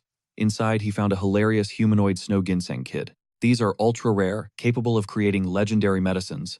This made Yanwu question the snake's true intentions. Did the snake stay here to guard the humanoid's growth? Judging by its size, the kid was ancient. This humanoid was at least 300 years old, peaking only after reaching the 500-year mark. The snake was waiting for that peak. Unfortunately for the beast, our boy is eating the kid first. Suddenly, the humanoid bolted awake and jumped away. Luckily, there was no escaping this narrow cave. His knives whistled past, barely missing the target. Our protagonist drops down with a bone-chilling howl. This marks Yanwu's debut hunting such a freakish beast. The humanoid is left baffled, right until the overhead icicles tremble and rain down like frozen spears. Yanwu's real prey was the ceiling. Now crashing shards of ice trap the humanoid in a lethal corner. He lunges forward, iron-gripping the monster's skull and locking the creature into a crushing hold. Despite its desperate struggle, the match is over. The beast shatters, reverting back to its primitive raw form. Unmasking, he devours the divine ginseng, igniting a violent mana explosion inside. He's straight up chugging liquid magic now. His stats skyrocket instantly as his succession rate surges. Right now, his ascension bar is sitting at 43%. His physique mutates into a half-dragon state. Yanwu finally triggers the mana circuit, though taming this power is brutal. He can sense the raw potential. Once mastered, this circuit will let him discharge massive amounts of mana. With peak control, he'll finally bend the very mana stream to his absolute will. Phase 1, complete. But while our boy levels up, let's check on the decimated remnants of Squad 1. Only the insect bane crawled out alive. The others were flattened. Even the captain is clinging to life now. He realizes the masked hunter is chasing a secret prize, a legendary hidden piece that everyone else missed. He's lurking, planning a dirty ambush to gank the loot the moment Yanwu shows his face. This score would finally put him on the siblings' level. Locked and loaded, Bane waits for his prey. Yanwu's hunch was dead on. To truly dominate, he desperately needs a deeper pool of magical energy. Usually, he's limited to fixed skills, but now a whole new world of combat options is opening up. First up, magic-infused weaponry for insane damage. But naturally, channeling that flow is a nightmare task. His low mastery makes control a struggle, but sensory enhancement should help him bridge that gap perfectly. It's all about sharpening those instincts. Suddenly, he spots a low-tier necklace on the floor, vibrating with old memories. Inside is a portrait of Galliard's family. Turns out the Dark Elf's hunt was purely for this sentimental relic. Elves rarely hunt for themselves. Oddly, Jungwoo's diary never mentioned anything about the elf's tragic past. Stashing the memento, he slides his mask back on. It's time to trigger the next phase. Outside, absolute chaos erupts, as orcs clash against a massive combined wave of monsters. As both kings lead their armies into the meat grinder, a titanic serpent bursts from the earth. The goblins freeze in terror at the sight of this behemoth while the orcs drop their jaws.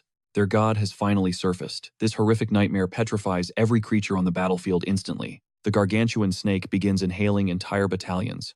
With the first king down, terror reigns supreme. Trolls scream for vengeance, but the orc god spits corrosive acid, melting anyone who dares to run. Cranum plays the coward and bails, ghosting Perak completely. To him, survival matters way more than honor. While he flees to protect his kin, the orc king desperately orders his warriors to appease their deity. But the Akasha snake only craves blood. Diplomacy dies when the goblin king attempts a brainless sneak attack. He strikes the serpent's crown with a massive blow, actually dealing some serious world-shaking damage. Even orcs turn their blades against their god. Watching from the shadows, Yanwu is floored by this madness. Only 10% of the horde remains. The rest were lunch, making the snake even more monstrously huge. Both kings are bleeding out their battered forces, completely drained from trying to repel the beast. This is it, the perfect opening. Yanwu ramps up his mana circulation, ready to end this game. Using fleet foot, he blurs across the field and slams into the snake's head with a devastating strike. He awakens his vampiric dagger's true power, draining the snake's essence. This is the ultimate XP farm. Yanwu's strength stats go absolutely nuclear as the Akasha snake finally breathes its last pathetic breath. Quest complete. The system showers him in rewards for finishing the ceremony and the monster rush. 8,000 karma points secured. Now our masked player carves open the carcass to claim the legendary core. Holding the shimmering golden core, he lets his dagger drain every ounce of power left inside. His devouring skill evolves his Akashic essence, weaving the serpent's lethal venom directly into his own DNA. Such a massive evolution requires time. Even with his half-dragon blood, his body needs to stabilize. The crushing pressure of the absorption is overwhelming, as his body synchronization surges toward 48%. The system issues a red alert, urging him to find sanctuary for cultivation before his progression completely collapses. Failure means catastrophic internal trauma. Nearby, the mangled kings can only watch in horror, wondering what monster they unleashed. But Yanwu looks absolutely lethal, his gaze burning with the predatory intent of an apex hunter marking his prey. Enlightenment finally hits the Orc King. This lone human is the catalyst, the one who triggered this entire apocalypse. Perak charges in a desperate attempt to slay the mastermind, but Yanwu is more than ready for the smoke. He's actually hyped. These guys are elite tier like the Lizard King, meaning the experience point harvest will be legendary. He's become a total killing machine. With a single effortless swing, the Orc King's head is sent flying. Perak is officially cooked. While his rival Cranum stands frozen in shock, the Goblin King tries his luck. And he gets deleted just as fast. Suddenly, the surviving monsters are faced with two grim choices: fight or flee. Yanwu doesn't even blink at the deserters. They're nothing but bottom-tier trash, not worth his time. But those foolish enough to engage are annihilated instantly, their very life essence drained to fuel his rising power. Every kill accelerates his evolution. He's a bottomless pit, ready to devour everything standing in his path to godhood. It's a relentless grind for growth. After slaughtering hundreds, even our protagonist feels the weight of bone-deep exhaustion. He wants to tap out, but his senses detect a lingering rat hiding amongst the mountain of corpses. Yanwu barks a command, forcing Bane to show his pathetic face, visibly shaken that he was even detected. Yanwu mocks him for being an amateur with his emotions, while a terrified Bane can only call him a monster. He witnessed the whole massacre, how Yanwu dismantled the kings and even the legendary Akasha snake with zero effort. Despite the horror, Bane's greed is delusional. He still thinks he can somehow rob our boy of his spoils. Yanwu is genuinely amused. How can this clown steal anything when he's trembling and can barely even stand? He can't even grip a blade. The masked player claims he's not alone, but a hidden warrior suddenly flanks him. A single arrow silences him forever. With the trash cleared, the legendary dark elf Galliard finally steps from the shadows. Drawn by the forest's chaotic mana, the elf arrived just in time. Yanwu breathes a sigh of pure relief. He was running on empty and didn't want another scrap. Clutching the locket, he prepares to finalize his mission. He hands over the precious gift before passing out directly into the elf's arms. Galliard is completely baffled. This player is a total enigma, but the elf accepts the silent plea to protect him as payment. During his slumber, the evolution succeeds. Yanwu's skin hardens into a magnificent gold-plated divine physique. With the snake's essence perfectly integrated, his raw physical stats skyrocket to an entirely new dimension of power. Total progress hits 92%. Our boy awakens to a flood of system notifications screaming in his vision. Even after that massive feast, he's still short of 100%, proving how insane dragon blood cultivation truly is. Fortunately, his core attributes have leaped by light years, turning him into a walking cheat code after that battle. His mana circuits are now highways. Testing his energy, Yanwu coats his hand, marveling at the bizarre fluid sensation. It feels like a brand new limb. Magic is all about imagination, and now Yanwu holds the keys to the kingdom. He's itching to test out offensive spells. Beyond that, his basic senses have evolved into something supernatural and sharp. His eyes are now hypersensitive. He doesn't even need to trigger his skills to perceive the world in slow motion. As he processes his new reality, Galliard returns with food, urging the monster-like player to take it easy. His senses need time to calibrate. It turns out the elf has been playing guardian angel while Yanwu slept. He realized the kid was force-feeding his body to evolve, and needed a secure perimeter to survive the process. Still, Galliard thinks Yanwu is a lunatic for chugging a mountain of snake cores in one sitting. His internal systems were drowning in power that his physical vessel simply couldn't process fast enough. He was a literal walking nuke ready to detonate. Galliard's warning carries the weight of a grim reality. Even Yanwu knows it. The Dark Elf is the only reason he hasn't been reduced to a red mist. He was pushed to his absolute limit. The elf warns him to stop being reckless until his dragon blood matures. But our masked protagonist isn't sweating it. He's built different, and he knows exactly what his body can take. He had a reinforced frame designed specifically to tank those lethal side effects. Fortunately, he tracked down Galliard.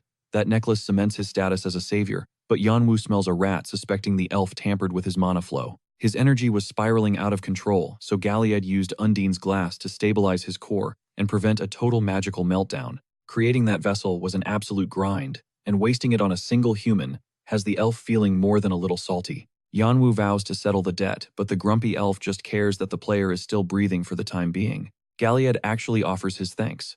His golden necklace glows with a brilliant light, signaling that he's finally found his long-awaited closure. The secret technique used is the divine water, the same mystical essence required to forge the legendary Undine cup.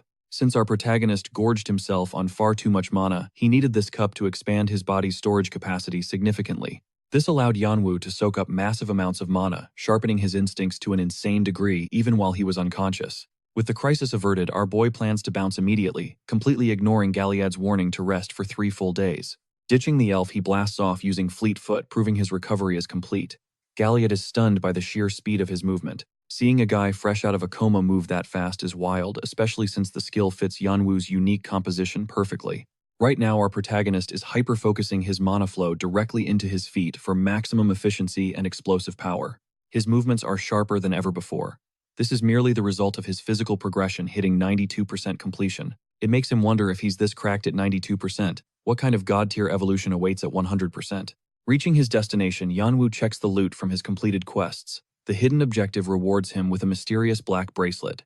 Its name and rank are completely hidden. This artifact grants the wearer the dark power of necromancy over those they have slain. It's definitely not a heroic skill. The shadows summoned through this ritual lose every shred of their past memories and souls. Basically, these ghosts are just fuel to be converted into cursed spirit mana for the player to wield as a weapon. He can even infuse them into weapons for extra lethality. Don't worry, we aren't turning into another generic solo leveling clone just yet. This unique grade artifact is top tier, though several of its most broken abilities are currently locked behind secret player requirements.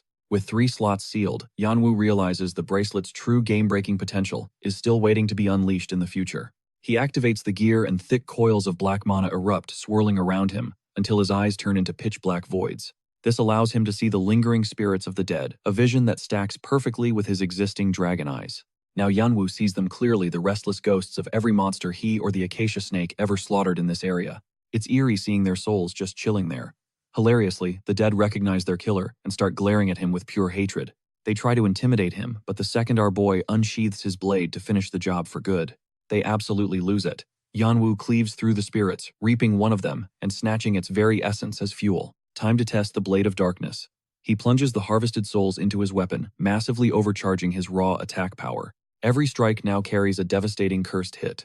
Seeking a test, Yanwu unleashes a massive sweeping swing to check the destruction. He vaporizes a giant boulder with a low-effort flick. The remaining rubble actually starts to decompose and rot from the curse. Witnessing the curse's lethality, he wonders how broken this bracelet will be when combined with his other top-tier combat skills. He doesn't dawdle, slashing through the crowd and reaping 5 more souls into a concentrated orb of pure darkness. He fuses the soul lump with his blaze skill. To Yanwu's shock, the resulting explosion looks like a Michael Bay movie set piece. The blast leaves nothing but scorched earth and ash. A power this terrifying is a total game-changer for his upcoming battles. He could one-shot a lizard man without breaking a sweat. And that was only using 5 measly ghosts for the explosion. He starts to wonder how much of a monster would he become if he harvested every single soul in this place. Fast forward a bit, and Yanwu has stockpiled 150 ghosts. It's his current limit, but more than enough. Next up, the Monster Rush rewards. He earns the Monster Hunter title, which grants a massive permanent buff to his stats. While hunting, he now has a 15% chance to land a guaranteed soul-shattering lethal strike on any target. Finally, he claims the Goblin King's Eye, a B-tier relic from Cranham that boosts his lethality and combat awareness significantly. It grants a 10% stat boost during revenge strikes and acts as a radar for detecting invisible enemy attacks. Yanwu loves the synergy here. Spite and curses are the perfect fuel to amplify his bracelet's dark necrotic powers. Then there's the 5-color jewel from the multi-type monster. This loot drop has gifted him a buffet of passive skills. He's now faster, hears every pin drop, smells, fear sees for miles, and has a much tankier physical frame overall. These buffs stack beautifully with his existing kit. To say Yanwu's current haul is spectacular would be a total understatement. Galliard stands stunned as he discovers Yanwu's next destination, Block F, the absolute belly of the beast. Section E is now conquered territory. Watching the youth, the elf realizes this player is just built different. He sees Zhongwu's ghost in those eyes. Is it blood? In this tower, everyone hides a dark secret. No sane soul abandons a peaceful life. Only those chased by demons choose this lethal game of shadows. For the journey ahead, Galliard presents a masterpiece, a gorgeous blade once wielded by the legendary Vaughn. A top-tier relic, but Yanwu isn't interested in heavy steel. He's a dagger specialist through and through. He'll sell it for cold cash instead. Galliard wonders, how did this kid trigger the Orang group's wrath? Their main fortress sits in Block F. They won't just fight him, they'll try to erase his existence. Yanwu's blank expression shocks the elf. He was hunting shadows without even knowing their true names. That sword's tassel is their calling card. Suddenly, the crushing weight of this war finally hits home. He's not just beefing with thugs, he's challenging a titan. Every clue from his brother finally aligns. It's a massive cover-up. The Orang group is secretly pulling the strings behind those scavenger bottom feeders. To the world, this corruption is why Khan and Doyle launched their desperate direct assault. But strength meets overwhelming power. Behind Orang stands the Azure Sword Guild, a true living nightmare. They command an army of elites. As one of the tower's top 8, their influence is absolute. They once clashed with Team Arthia and survived. If Khan and Doyle had won, the news would be everywhere. Silence only means one thing: the duo has been crushed, or worse, they're already dead. Doubt flickers. Should he risk everything? Are they truly his comrades, or just temporary allies in this hell? Memories of their shared laughter pierce his icy exterior. For a second, the mask of indifference slips. He hates these lingering feelings. Yet his brother's final diary entry echoes through his mind once more. Don't let my death break you. Don't lose your soul. Those words haunt his every step. His path is locked. The image of cold blades tearing through Zhongwu remains burned into his retinas. 3 blades from so-called kings, 1 from a lover, and the final strike from his only true friend. Loyalty was his brother's death sentence. As dusk falls, Yunwu prepares to descend into the abyss. Galliard stops him. Are you really diving into a war against Orang? The dark elf senses tingle. He smells the bloodlust. In Yunwu's cold determination, Galliard sees a reflection of his younger, vengeful self. It's the same unyielding drive, the roar of a man marching toward a massacre. But Yunwu's fire is hotter. His resolve has evolved into something terrifying. Unexpectedly, the elf offers his own legendary strength to help. With Galliard, this war ends in seconds. His power rivals the tower's elite high rankers. He could solo the entire Orang group alone.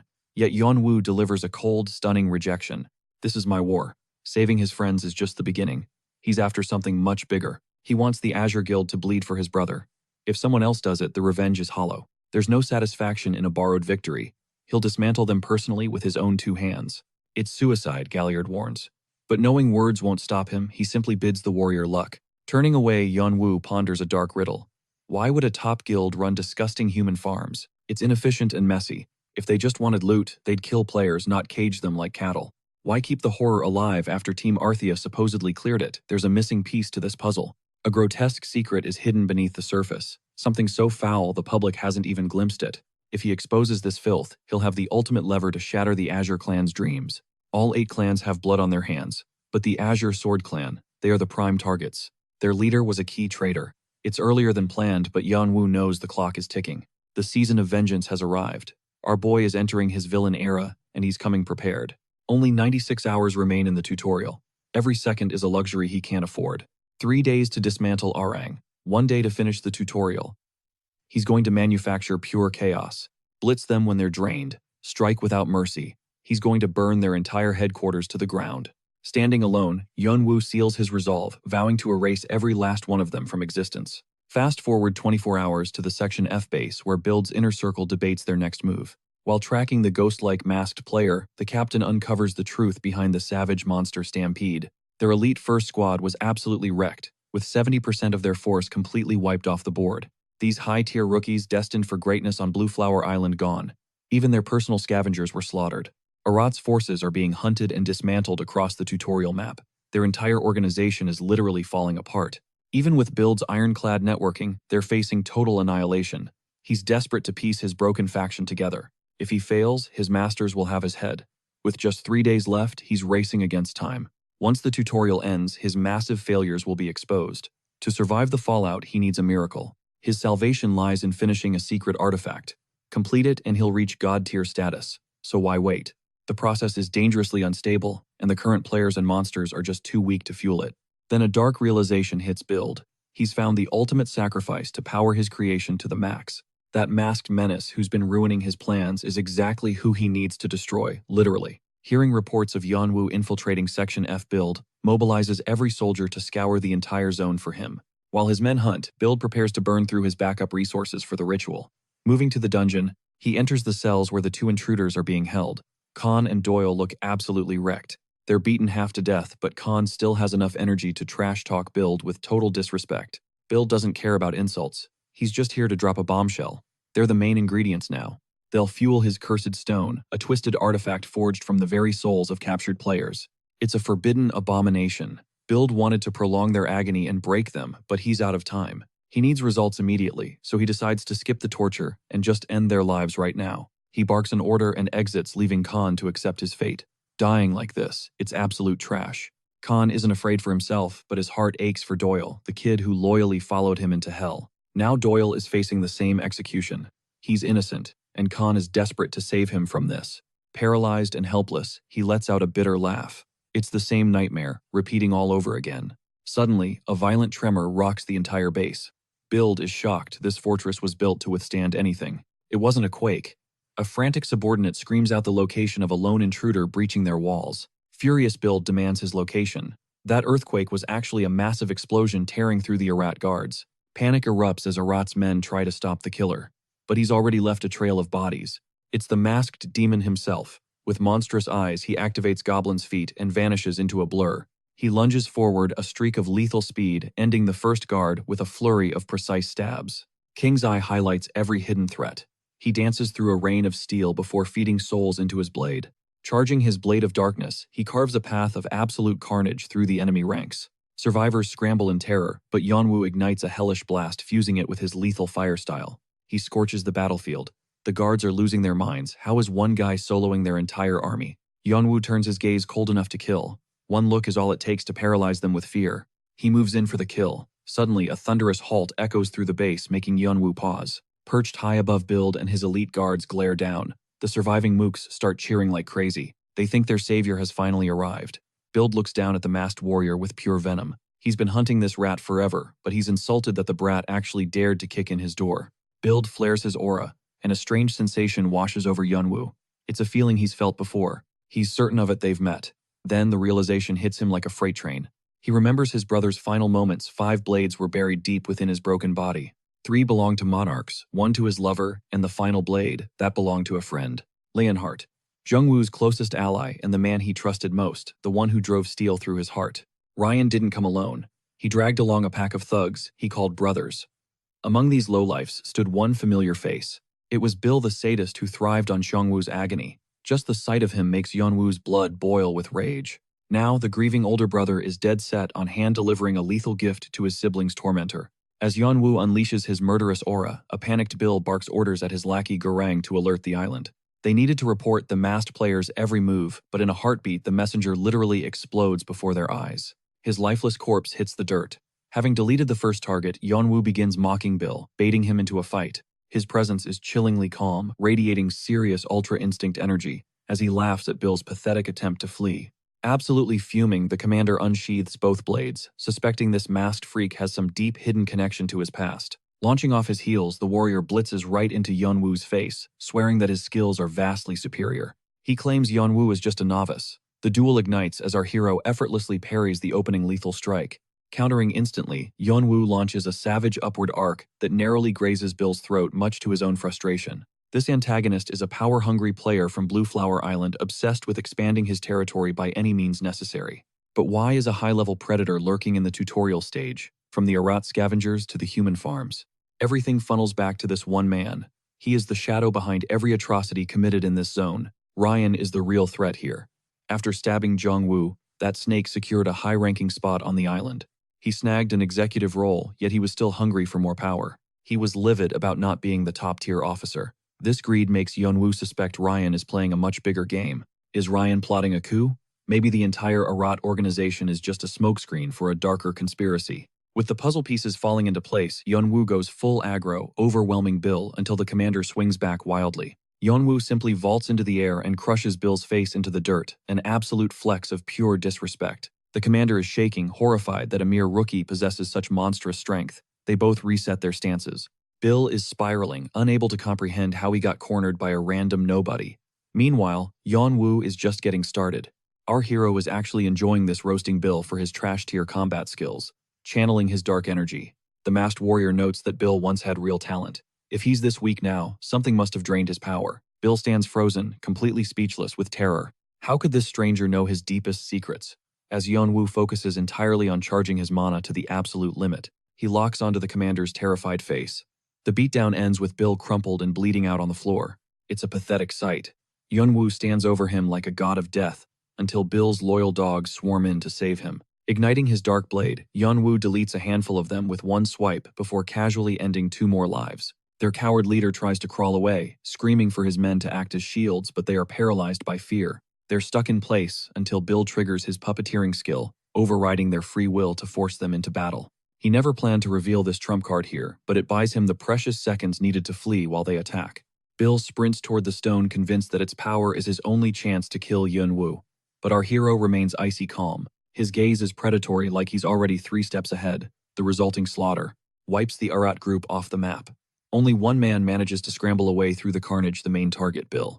Cut back to the dungeons, where a confused Khan is wondering why the entire place is shaking with chaotic noise. He's worried they'll be buried alive if the ceiling caves in, but his companion finally stirs to break the tension. Doyle wakes up and points out the obvious. The only person with legendary bad luck in this room is Khan himself. Doyle only jumped into this mess to follow his lead.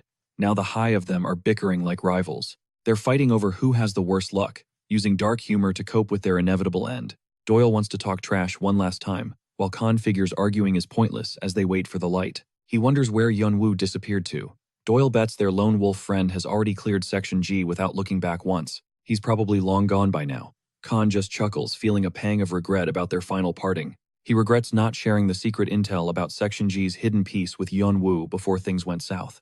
At least then, his death wouldn't be in vain. But then, a familiar voice cuts through the darkness. Our protagonist demands the intel immediately, but the heavy door suddenly swings wide. Standing there is the masked warrior, the same edgy powerhouse who ditched them with total indifference earlier. He shatters their chains, clearly pitying their pathetic state. Doyle is totally hyped, while Yunwoo plays it cool. He acts like this rescue was just a fluke. Regretting his past toxicity, Khan offers thanks, but Yeonwoo is a shark. He demands every scrap of intel on the hidden piece. Khan realizes Yeonwoo never does favors for free. Despite being bone-tired, escape is impossible for them. Doyle also understands the grim reality of their situation. Fearing they'll just be dead weight, the two friends share a silent, knowing look. They prepare to tell him to run, but Yeonwoo casually reveals he already wiped out the Orang group. Khan is speechless while Doyle asks for confirmation. Yeonwoo just nods, acting like it was no big deal. Khan is fuming because Yeonwoo is totally ghosting his questions to talk to Doyle. But there's one more detail. Yeonwoo mentions Build is still alive, making Khan wonder if the leader is lurking nearby. The details are hazy, but Khan suspects the Orang group is using players as ritualistic sacrifices, all to craft a forbidden item. They push deeper into the dungeon's darkest corners. Yeonwoo notes how well concealed this human farm is. But one thing is impossible to overlook: the sickening stench of rotting bodies. Just how many innocents were slaughtered in this hellhole? Fresh blood stains the floor, proving the killings are still happening. In the world of alchemy, souls and bodies are the ultimate ingredients, but this twisted ritual carries a terrifying price. It's the ultimate taboo. Thousands of lives were likely ground down for this dark purpose. Whatever they're making is an abomination.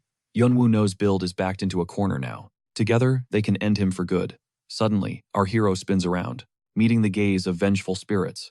These sacrificed players have returned to aid him in his quest. Surrounded by ghosts, he proposes a deal. Yeonwoo smirks, waiting to see if they'll accept.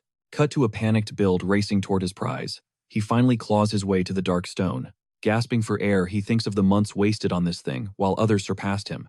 He stayed behind for this one goal, to present this stone to his master. All to become a king. But with death knocking, he decides to consume the stone's power himself. Rian claimed this would make mana explode, but it's a gamble with only two outcomes. Either his body liquefies and detonates from the pressure, or he evolves into a god. A finished stone is safe, but this one is unstable. Build prays it's near completion.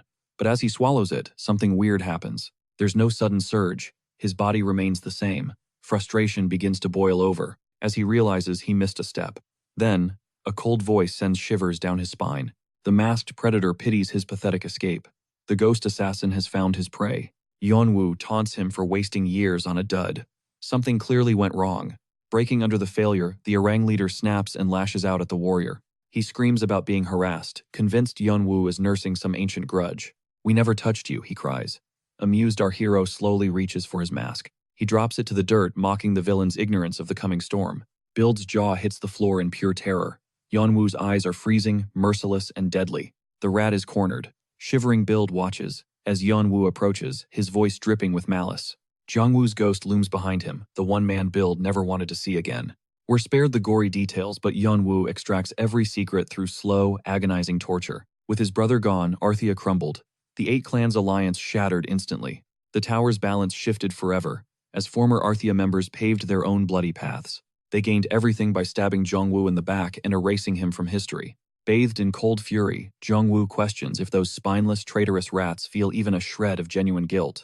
After their atrocities against his sibling, he realizes these monsters possessed zero empathy for any living soul in this world. Mirroring Jongwoo's intensity, Yeonwoo looms over Build's shattered frame as the villain coughs up blood, pleading for death's sweet release.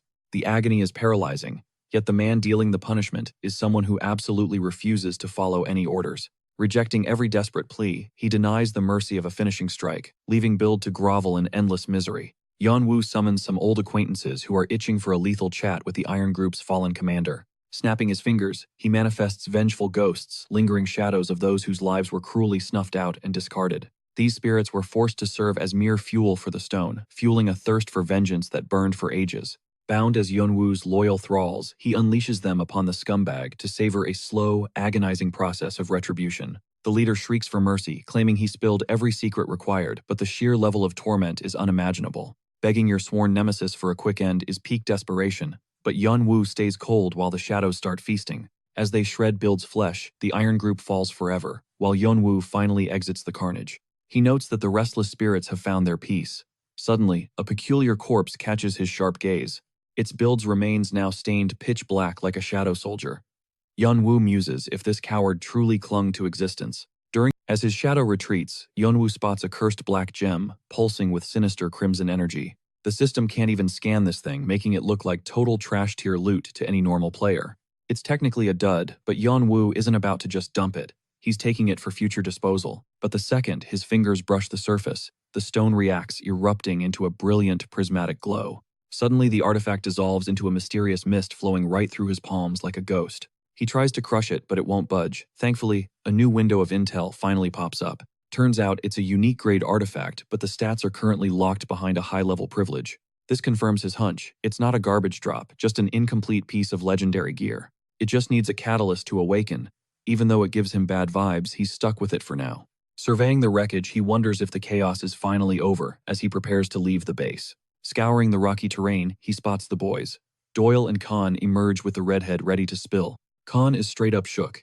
He can't fathom why our masked main character would go that hard against the Iron Group. Keeping it low-key as always, Yeonwoo just shrugs. When Doyle asks about build, the verdict is simple: he's cooked. Charred to a crisp. The duo is stoked, though. Doyle's still salty that Blue Flower Island played them this dirty. He desperately wanted to take the Iron Group's leader down himself, but his guts didn't equal results. Without the raw power to back his ambition, Doyle is nursing a silent burning rage deep inside. He's starving for god-tier strength, so he never has to back down again. Khan totally feels that vibe. But Khan is running on empty. Exhausted, he tells Doyle that their run has officially reached its end. Doyle smiles weakly, agreeing that they're in no shape to continue. Meanwhile, Yeonwoo has a different mission. He's heading straight for Section G, so they hand over a parting gift, a bag loaded with rare pearls.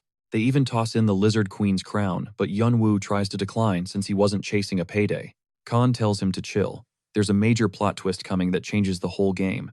The two veterans are actually retiring. Yeonwoo is stunned, but Khan explains they've been talking this out. Since Yeonwoo was busy, they realize they're too beat up to survive the horrors of Section G.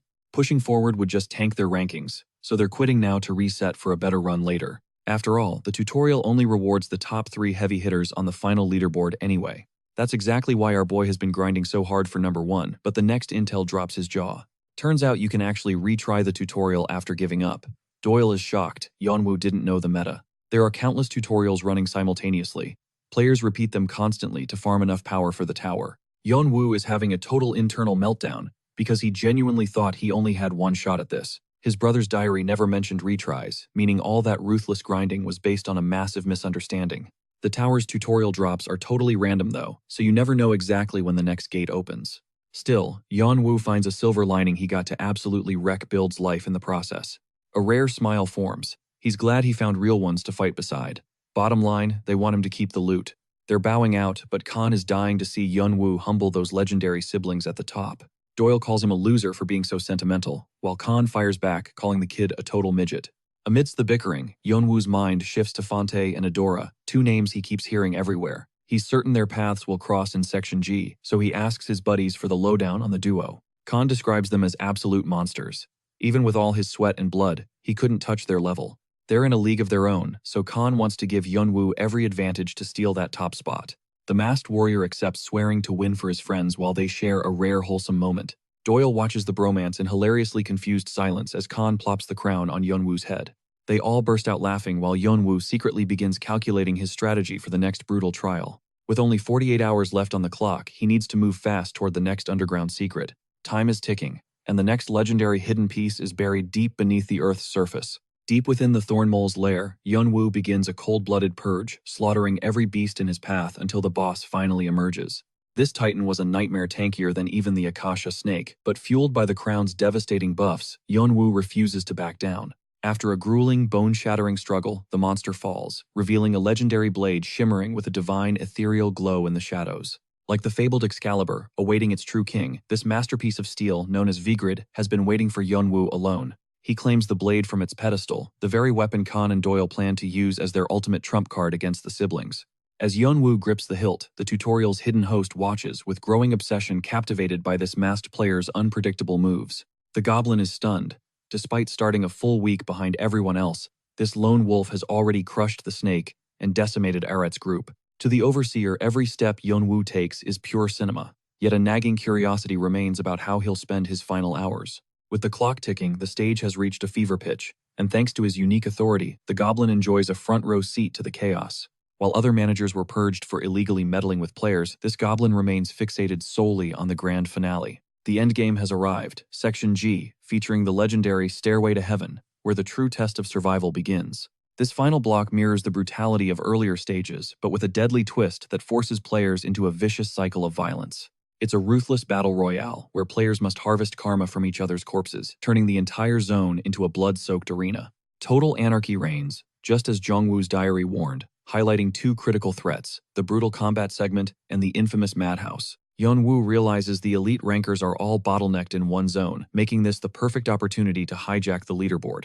Stepping into the fray, he senses a violent surge of energy ahead, a shockwave so intense it feels like the air itself is vibrating. The surrounding players are paralyzed, watching a god-tier duel unfold, as one warrior begins systematically deleting everyone in his sight.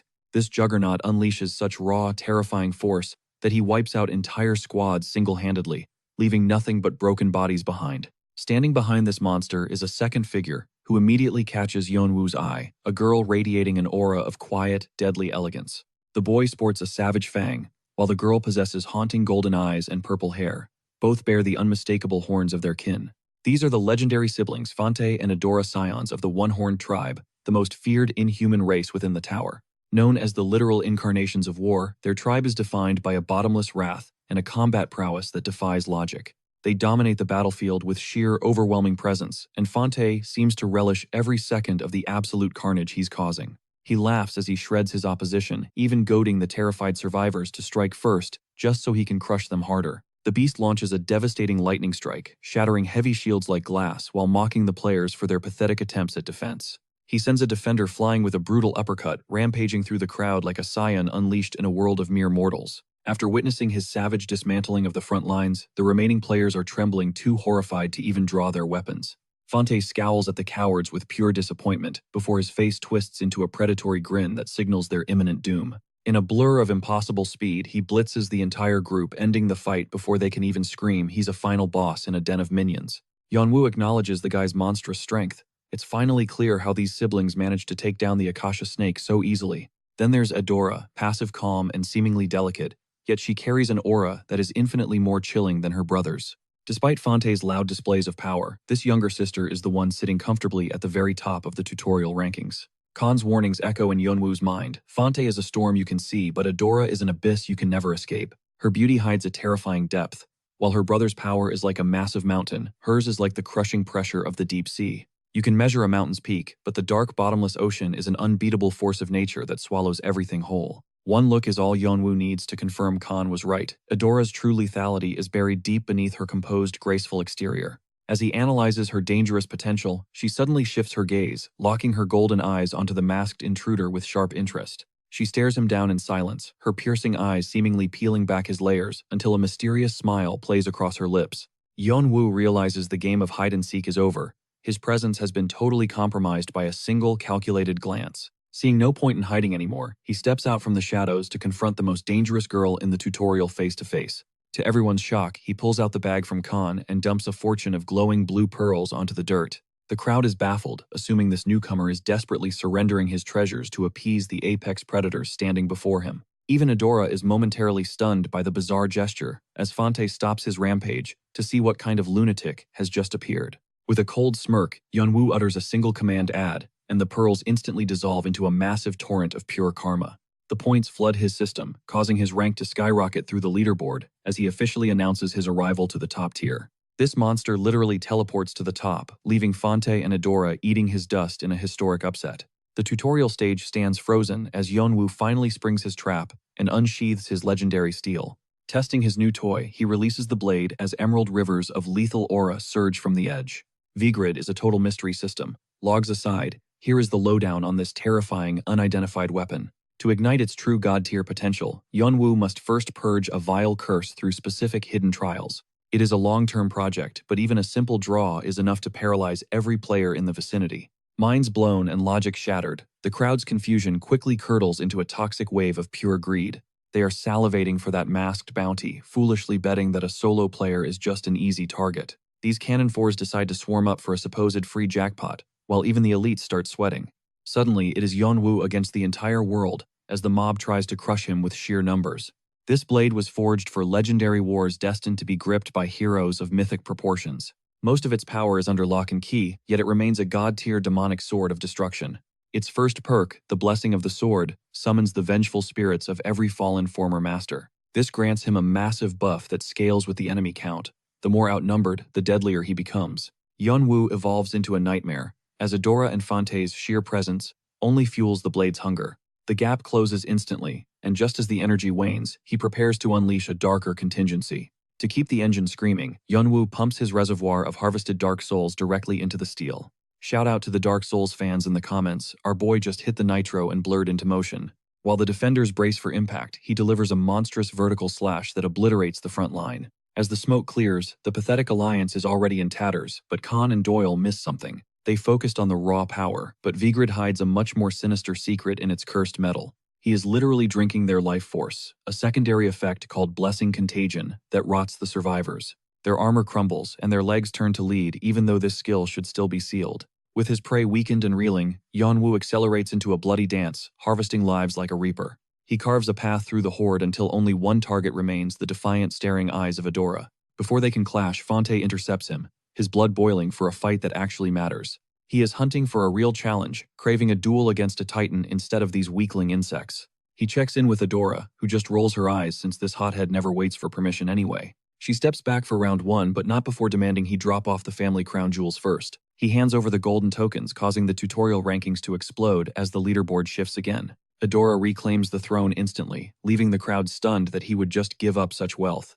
Fante sneers at the onlookers, making it clear that royalty doesn't breathe the same air as peasants. He dismisses them as pathetic life forms, focusing all his battle lust on the masked monster before him. Reaching his peak state, Fante locks in while Yunwoo analyzes the legendary Chongram bloodline traits. The Horn Tribe's ultimate secret is a unique power that only one heir can wield at a time. Behold the devastating lightning fists. The horned warrior vanishes in a flash of pure electrical violence. He is looking to cash out on Yunwoo's points, lunging forward to invade our boy's personal space. He swings for a lethal knockout, but Vigrid suddenly ignites with a massive surge of pitch-black mana. Light and shadow collide in a screaming pillar of energy that shakes the very foundations of the arena. A massive crater is all that remains, yet both monsters stand their ground, completely unyielding. Fante's grin widens as he prepares a second lightning strike, but Yunwoo drives his blade into the earth. A violent shockwave erupts, radiating a pressure so intense it actually forces the royal prince backward. Even Fante is rattled, the man born of kings and master of 1,000 secret war arts. This is the prodigy who consumed the snake's core to reach the pinnacle of mana cultivation. Yet here he is, being pushed to the brink and suffering stinging wounds from the sheer friction. Bloodied and battered, he laughs, rattling Yunwoo. This horned warrior is gunning for the crown. Chanting his father's creed to never back down, he clings to the royal legacy passed down by his old man. Fante's loving every second, hungry to claim the power that marks him as the true heir. His adrenaline spikes as he flickers across the arena with blinding speed. He never expected a rival this cracked. Yunwoo is pushed to the limit, desperately parrying god-tier strikes with nothing but raw steel. Adora watches in silence, her piercing gaze dissecting every single movement our boy makes. Yunwoo vaults skyward to dodge a massive swing that sends the entire stage up in a cloud of debris. It's a smokescreen play to blind Yunwoo, and right on cue, the demon manifests directly at his six. Before he can even react, a heavy strike lands, followed by a relentless barrage of punishing blows. Blood sprays from Yunwoo's lips as he's slammed down, only for Fante to seize him by the skull. He preps the finishing blow to end it all. But wait, it's time for a major Uno reverse card. That was just a vision of a dark future. Yunwoo just pulled out a hidden trump card, Foresight. He saved it for Section G because the price is steep, but this skill is absolutely broken. He knows better than anyone in this world. One tiny slip-up means a permanent game over. Peeking seconds into the future changes the game, but this ability eats through mana like crazy. Every second of the future drains his tank. As of now, 5 seconds is his absolute limit. The real challenge is the timing. If he pops it too early, it's a total waste. Danger is unpredictable, so using this effectively requires a master-level read on the entire battlefield. The penalty is brutal. It wipes out his mana, leaving him completely vulnerable and dead in the water. One wrong move means certain death. These were the risks Yunwoo weighed before stepping in. But the gamble pays off. He predicted the sneak attack from behind and combined it with his other buffs. With Dragon Eyes blazing, he taps into Fleetfoot to shut Fante down instantly. He pins Fante's arm, flooding his circuits with raw magic. The Horned Warrior tries to end it right there. Fante throws a desperate haymaker, but Yunwoo weaves through it and lands a devastating counterstrike. As Fante falters, Yunwoo's blade hums to life, unleashing a flurry of lethal finishing slashes. After dismantling his opponent, Yunwoo uses his final second of foresight to lock onto his real target. Adora remains poised until the last microsecond. She finally draws her blade, revealing a truth Yeonwoo just uncovered. In his vision, he stalemates her before burying a dagger in her neck, ending her then and there. But reality shifts. Adora defies fate itself, parrying the lethal blade with a display of pure skill. Yeonwoo is floored. He played his hand perfectly, yet she still found a way to rewrite the outcome. His vision failed him. She shuts down his offense and counters with a single, elegant sweep of her sword. The impact shatters the stage, forcing a ceasefire. Adora actually gives him props for his insane skill. He's a beast, but Yeonwoo is distracted by her golden eyes. That ocular trait is definitely built different. It cuts right through his foresight. Just like Fante's lightning, she's packing a unique divine gift. Adora holds a secret technique that even her brother can't touch, and it's the key to her dominance. There's a reason these siblings rule the top spots. Her eyes grant her ultimate battlefield intel. It's her path to victory, and the exact reason why Yeonwoo's future vision hit a brick wall. His 5-second window is closing fast as she stands ground.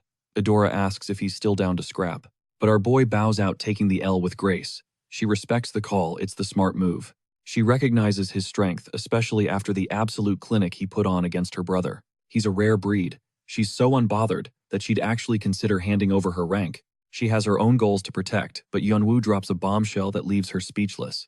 He never actually said he quit, and his next move is bold.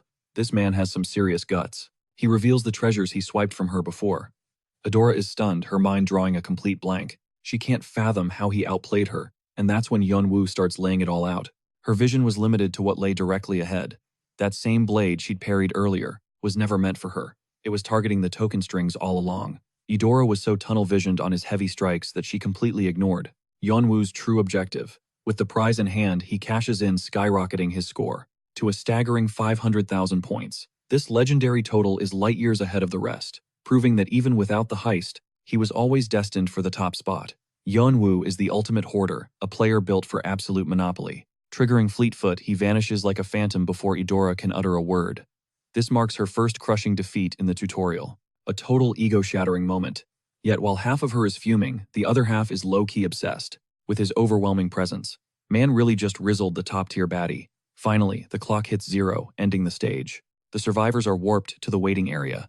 Yeonwoo materializes amidst the crowd, all eyes on him as they whisper about the hoarder. They're definitely glazing him now, showing mad respect for humbling the Horn Tribe elites. Despite wanting to stay low-key, he knows this fame is the price for claiming the key of Zeus. His mission is twofold: reclaiming the Artia clan's legacy and infiltrating the legendary Olympus treasury, where ancient gods hid their treasures. This key is the crucial first piece of the 12 needed to unlock those divine vaults.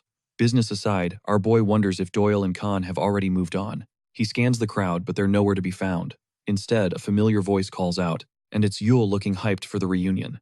The once fragile kid now radiates a powerful new energy, catching Yeonwoo off guard. Yule actually followed his lead, venturing into Frigg Garden to bond with an elemental spirit. His natural genius allowed him to master high-tier spells, boosting his power levels exponentially. Peering through his special vision, Yeonwoo sees a heart completely free of malice. The masked warrior gives him props for the glow-up.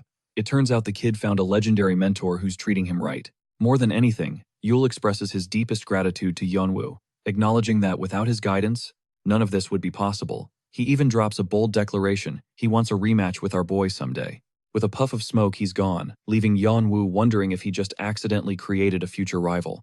Moving on, he approaches the portal as that familiar goblin voice echoes through the air. The tutorial host reappears, congratulating the players on surviving the meat grinder with such finesse. He encourages them to maintain that killer instinct in the world beyond. But first, the grand reveal. Dominating the leaderboard with an insane 500,000 points is our protagonist, a score so broken it's never been seen before. The horned twins are giving him the death stare. Except Adora, who's actually shooting her shot with a soft congratulations. Man is honestly confused by her vibes, so he checks her with dragon eyes. She's surprisingly legit, while Fante is just pure, unadulterated salt. Yeonwoo can't fathom why she's being so sweet. Cutting through the tension, the goblin crowns player unknown as the undisputed champion, holding the highest score in tutorial history. A legendary feat deserves a legendary prize. A holographic prompt appears, offering Yeonwoo the chance to etch his name into the Hall of Fame, the ultimate sanctuary for the tower's elite. But while others would kill for this, our boy isn't looking for clout and flat out rejects the immortality. The host is floored yet again, not just by the man's power, but by his absolute refusal to be in the spotlight. In reality, Yeonwoo just isn't about that fame life or leaking his identity. For the actual loot, the host snaps his fingers, materializing a mystery box. Inside lies the Ivlis egg and the legendary Beast King's helmet. He won't use them personally, but they'll fetch a king's ransom on the market. Finally, the Zeus key is dropped, the one treasure he truly came for. Most players would write this off as low-tier garbage. In fact, many top rankers toss it aside like trash only to drown in regret, once they realize what it actually unlocks. With 11 pieces left to find, the puzzle is officially underway. And though the locations are hidden, Yeonwoo is dead set on raiding the Olympus treasury. With the key secured, his master plan is in motion. The tutorial is officially over. The host signs off, sending out final invites to those who proved their worth to enter the tower. That dapper goblin bows out, warping everyone to the next stage. Instantly, a notification pings, Yeonwoo. He's tower ready. But before he can click accept, Fonte blocks his path, demanding a quick word. Fonte urges our masked hero to follow. Yeonwoo is low-key confused as the meathead explains his beef. He's clocked Yeonwoo as an artifact user, so he wants a straight-up scrap with 0 weapons involved. Just raw, unfiltered strength. A true warrior would dive in, but honestly, our boy couldn't care less. In a total power move, he just throws his hands up, handing the win to his rival. Surrender achieved. Fonte gets the win, but Yeonwoo plays the pride card to troll him hard. He mocks him for hounding someone who already quit. Talk about a cold-blooded negotiation tactic. Before the horned warrior can even process the disrespect, white light erupts, whisking Yeonwoo far away. Fonte is left fuming at the sky, while his sister Adora is low-key catching major feelings. Now, let's talk the tower. With the tutorial over, a legendary rumor begins spreading like wildfire. A ghost player who dominated the ranks, stacking 500,000 points and crushing everyone in sight. He even humbled the royal siblings. From that moment on, a terrifying new moniker was born, Glutton. Major clans were desperate to scout this beast, scrambling to uncover the man behind the god-tier stats. But they hit a wall. He'd been masked from day one, keeping his cards close to his chest. With his identity locked down tight, every detail about him was nothing but pure, unverified speculation. Wild theories exploded across the tower. Everyone's eyes were glued to this mysterious shadow player. For Yeonwoo, the vibe was surreal. The tower's sheer scale looked like something from a blockbuster movie. It's breathtaking, a colossal monolith, piercing the sky in the center of a never-ending metropolis. But our boy is on a mission. The bastards who betrayed his brother Jungwoo are all here. High-ranking hunters from elite clans who ganged up on him. But the game has changed. Yeonwoo has arrived, and he's ready to bring absolute ruin to anyone who touched his kin. He'll return every ounce of pain they inflicted. The real climb begins right now. First stop, finding a specific landmark from Jungwoo's old photo. He scouts the dusty old streets. Spotting a familiar vibe, he follows the chime of a bell into a creepy, abandoned workshop. The place is a total wreck, ready to crumble. Yet the weapons inside are pristine and powerful. The system pings him. Among the dusty blades lies a dagger that catches his lethal attention. It's a masterwork by Hinova, the dwarf. Battered, but even Yeonwoo's dragon eyes can't read it. Either it's complete trash or it's so god-tier that the system can't even comprehend its true power. He claims it instantly. Suddenly, a burly dwarf stomps out from the shadows, demanding answers. The old-timer barks a question, making Yeonwoo freeze. This face. He knows it. It's the man from the photograph. This isn't just any blacksmith. It's the legendary Hinova. He recalls the entries in Jungwoo's journal. This dwarf's name was written there constantly. While his brother doubted his own team, Hinova was the one man he trusted with his life. He was a father figure to Jungwoo. That word hits Yeonwoo different. It's heavy. The brothers grew up barely knowing their real dad. Finding someone who loved his brother like kin, Hinova is definitely special. Wasting no time, Yeonwoo states his business. He wants to buy a blade. The dwarf scoffs. Look at this dump, he laughs. The shop is literally falling apart around them. Cobwebs and rust everywhere. But Yeonwoo doesn't blink. He's locked in on his target. The grumpy dwarf calls him a freak and tells him to beat it. But Yeonwoo stays. He doubles down. He's here for a weapon, and he isn't leaving empty-handed. Hinova snaps, telling him to get lost. He has zero interest in selling to some random kid. But the moment Yeonwoo whispers the name Arthea, the world stops. Hinova freezes mid-step. He turns back, hands shaking with rage. Don't you dare use that name, he growls, eyes burning. That reaction says everything Yeonwoo needs to know. Hinova was the secret heart of Team Ardea, the master smith who never officially played the game. They treated him like a king because his high-tier arsenal was the only thing keeping Team Ardea at the top. They cleared floors effortlessly with his steel. So why would a legendary craftsman like him suddenly quit selling his masterpieces? Yeonwoo pushes further, asking if the major clans tried to force him to join. The old man snaps, telling him to watch his mouth. But the kid keeps pressure on. He knows the clans blacklisted Hinova and destroyed his business as petty revenge for his refusal. They intimidated every customer into fleeing. Yeonwoo's intuition is sharp. and he looks Hanova dead in the eye with total confidence. He tells the smith he doesn't have to fear them anymore. Hanova finally puts down his pipe, giving the kid his full attention. He allows the masked player to browse his shop. Yeonwoo immediately grabs a blade that clearly holds a deep sentimental value to the master. Hanova scoffs, questioning if a tutorial newbie can even afford such a relic. Our boy just smirks and asks for a line of credit. The old man loses it, but it was just a high-stakes prank. Yeonwoo tosses over a heavy bag as full payment. It's a pouch from Galatea, the dark elf. The blacksmith recognizes the craftsmanship instantly, and the realization hits him hard. This kid has some serious connections. Galatea doesn't deal with losers.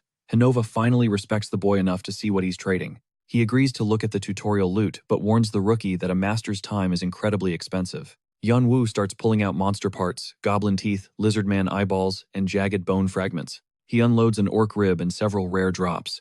Even the grumpy blacksmith is visibly taken aback by the haul. Individually, these items are just monster trash. But together, they are the perfect components for a legendary artifact. Looking at the rest of his loadout, Hanova realizes Yeonwoo is already geared like a pro. He senses a clash of divine and demonic energy bleeding from the sword Vigrid and that ominous black bracelet. It makes the master wonder how such broken items even exist within the tutorial saga. Then Yeonwoo pulls out the Iblis egg. Hanova nearly jumps out of his skin from pure shock. The old man thinks the kid is clueless about his own inventory, but in reality, Yeonwoo knows every secret they hold. He's got the A-rank Beast King's helmet and a B-rank Beast Egg. The Beast King was an ancient legend, a monarch so powerful he ruled the tower alongside the Vampire Lord. These items are almost as cracked as Bathory's dagger, and that egg is a miracle find. Locating an Iblis creature is basically an impossible task. Hatching it is even harder. But if these two items are synchronized, the player could actually achieve a total rebirth. Hanova has absolute pride in his forge, but even he knows these materials are beyond priceless. At this point, the dwarf genuinely thinks the kid is just trolling him with these impossible treasures. He's getting annoyed, but Yeonwoo reveals his true intentions. He's not here to flex, he's here for a contract. He wants a custom weapon forged using all those rare items as payment. Hanova finally realizes what the kid is after. He wants the Gaija's Eye, a relic of a 100-handed giant who's essentially true-form Sukuna on steroids. The dwarf sees the vision now. Only the 5 great craftsmen of the tower could even attempt such a feat. Knowing he's being bold, Yeonwoo offers a sincere apology for his blunt approach to the master. Hanova warns him that the clans will hunt him down for this. But Yeonwoo is already 10 steps ahead of the danger. He'll handle the bloodthirsty clans himself. He just needs the blacksmith to focus entirely on the forge. He dares the dwarf to prove his skill, taunting him for being afraid of some clan politics. Hanova's ego flares up, and he accepts instantly. Yeonwoo's gaslighting skills are officially elite level. Later, the kid begins his work. He spams his appraisal ability on the new dagger until the code finally shatters. Introducing the Magic Dagger, a masterpiece 3 years in the making. It's a blade without a master that's finally found its home. It can slice through solid boulders and grows stronger by feeding on the user's willpower and thoughts. It comes with the Blade of Passion, a skill that drains the enemy's life force with every single strike. If their health drops below 20%, ice poison triggers an automatic stun. Plus, the artifact is evolvable. It grows alongside its master, meaning its true potential is limitless. Yeonwoo is absolutely obsessed with his new weapon. The grip is a perfect match for his combat style. But as he reads the description, he can't help but think of one person. He remembers Jungwoo's deep connection to this very blade. That night, the pocket watch begins to vibrate with intense energy. As the timepiece restarts, Yeonwoo focuses his intent and awakens his draconic eyes. He glances back at the shadows, sensing a presence. It is not just one person, but 17 men stalking him through the dark. Are they hunters or just spies? Either way, these weaklings following his every move is getting under his skin. Yeonwoo slips into a narrow alley baited just for them. The thugs rush in, desperate to catch their prey, but they are in for a shock. Our boy is literally gone. They are tweaking while he is just chilling elsewhere, completely out of sight. Next up, he hits an inn specifically requesting the top-floor terrace for a tactical vantage point. The city view is gorgeous. While the clerk yaps away, Yeonwoo focuses on the vibe of the place. He orders a coffee at this exact spot where Jungwoo used to hang out. His brother's journal entries come alive here. Yeonwoo is retracing his brother's footsteps, one location at a time. To most players, these spots are useless, but not to him. Areas outside the tower are usually ignored, yet Jungwoo found peace in these forgotten corners of the world. Every place visited feels like home. He cannot help but wonder what was going through his little brother's mind. Sitting there, he imagines Jungwoo's laughter echoing in the air. But the coffee, it is just bitter on his tongue. Meanwhile, Hanova is grinding away at his forge, sweat and steel clashing in rhythmic harmony. Yeonwoo pops in, totally catching the old smith off guard. Talk about an unexpected visitor.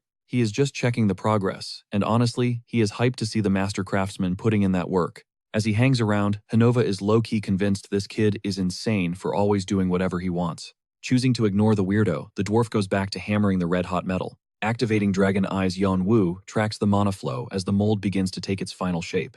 Watching a master at work is pure entertainment. It is like a deadly dance of fire and steel. He remembers Jungwoo's nickname Heavenwing given because he flexed so much gear crafted right here by Hanova. Suddenly, the smith is in his face fuming because Yeonwoo looks like he is dozing off. Hanova is pressed, but our boy stays calm. He is just killing time, he says. The dwarf huffs back to his anvil, suddenly tossing a heavy hammer right at Yeonwoo's chest. He wants him to help out. Yeonwoo agrees, but there is a catch. He has zero clue what he is doing. He asks for a lesson, leaving the old man stunned once again. This kid's audacity is truly next level. He starts with a fire-tending tutorial. Finally, Hanova realizes why this kid has been lingering around like a shadow. Cut to a new scene, an armored knight discovers the ruins of the Artea group's secret base. Blue Flower Island's reputation is in the trash, and Blue Cloak is absolutely livid that things went south. Not a single soul survived the slaughter. Everything was wiped out thanks to their own pathetic incompetence. Reporting this mess is impossible now. He barks orders to his men to scavenge the wreckage for any surviving clues. His hood falls back, revealing the face of Leonant, a legendary martial god and a ghost from Arthea's past. Back to Yeonwoo, who is dead serious about mastering metallurgy under the old smith's guidance. He vows to take the craft seriously.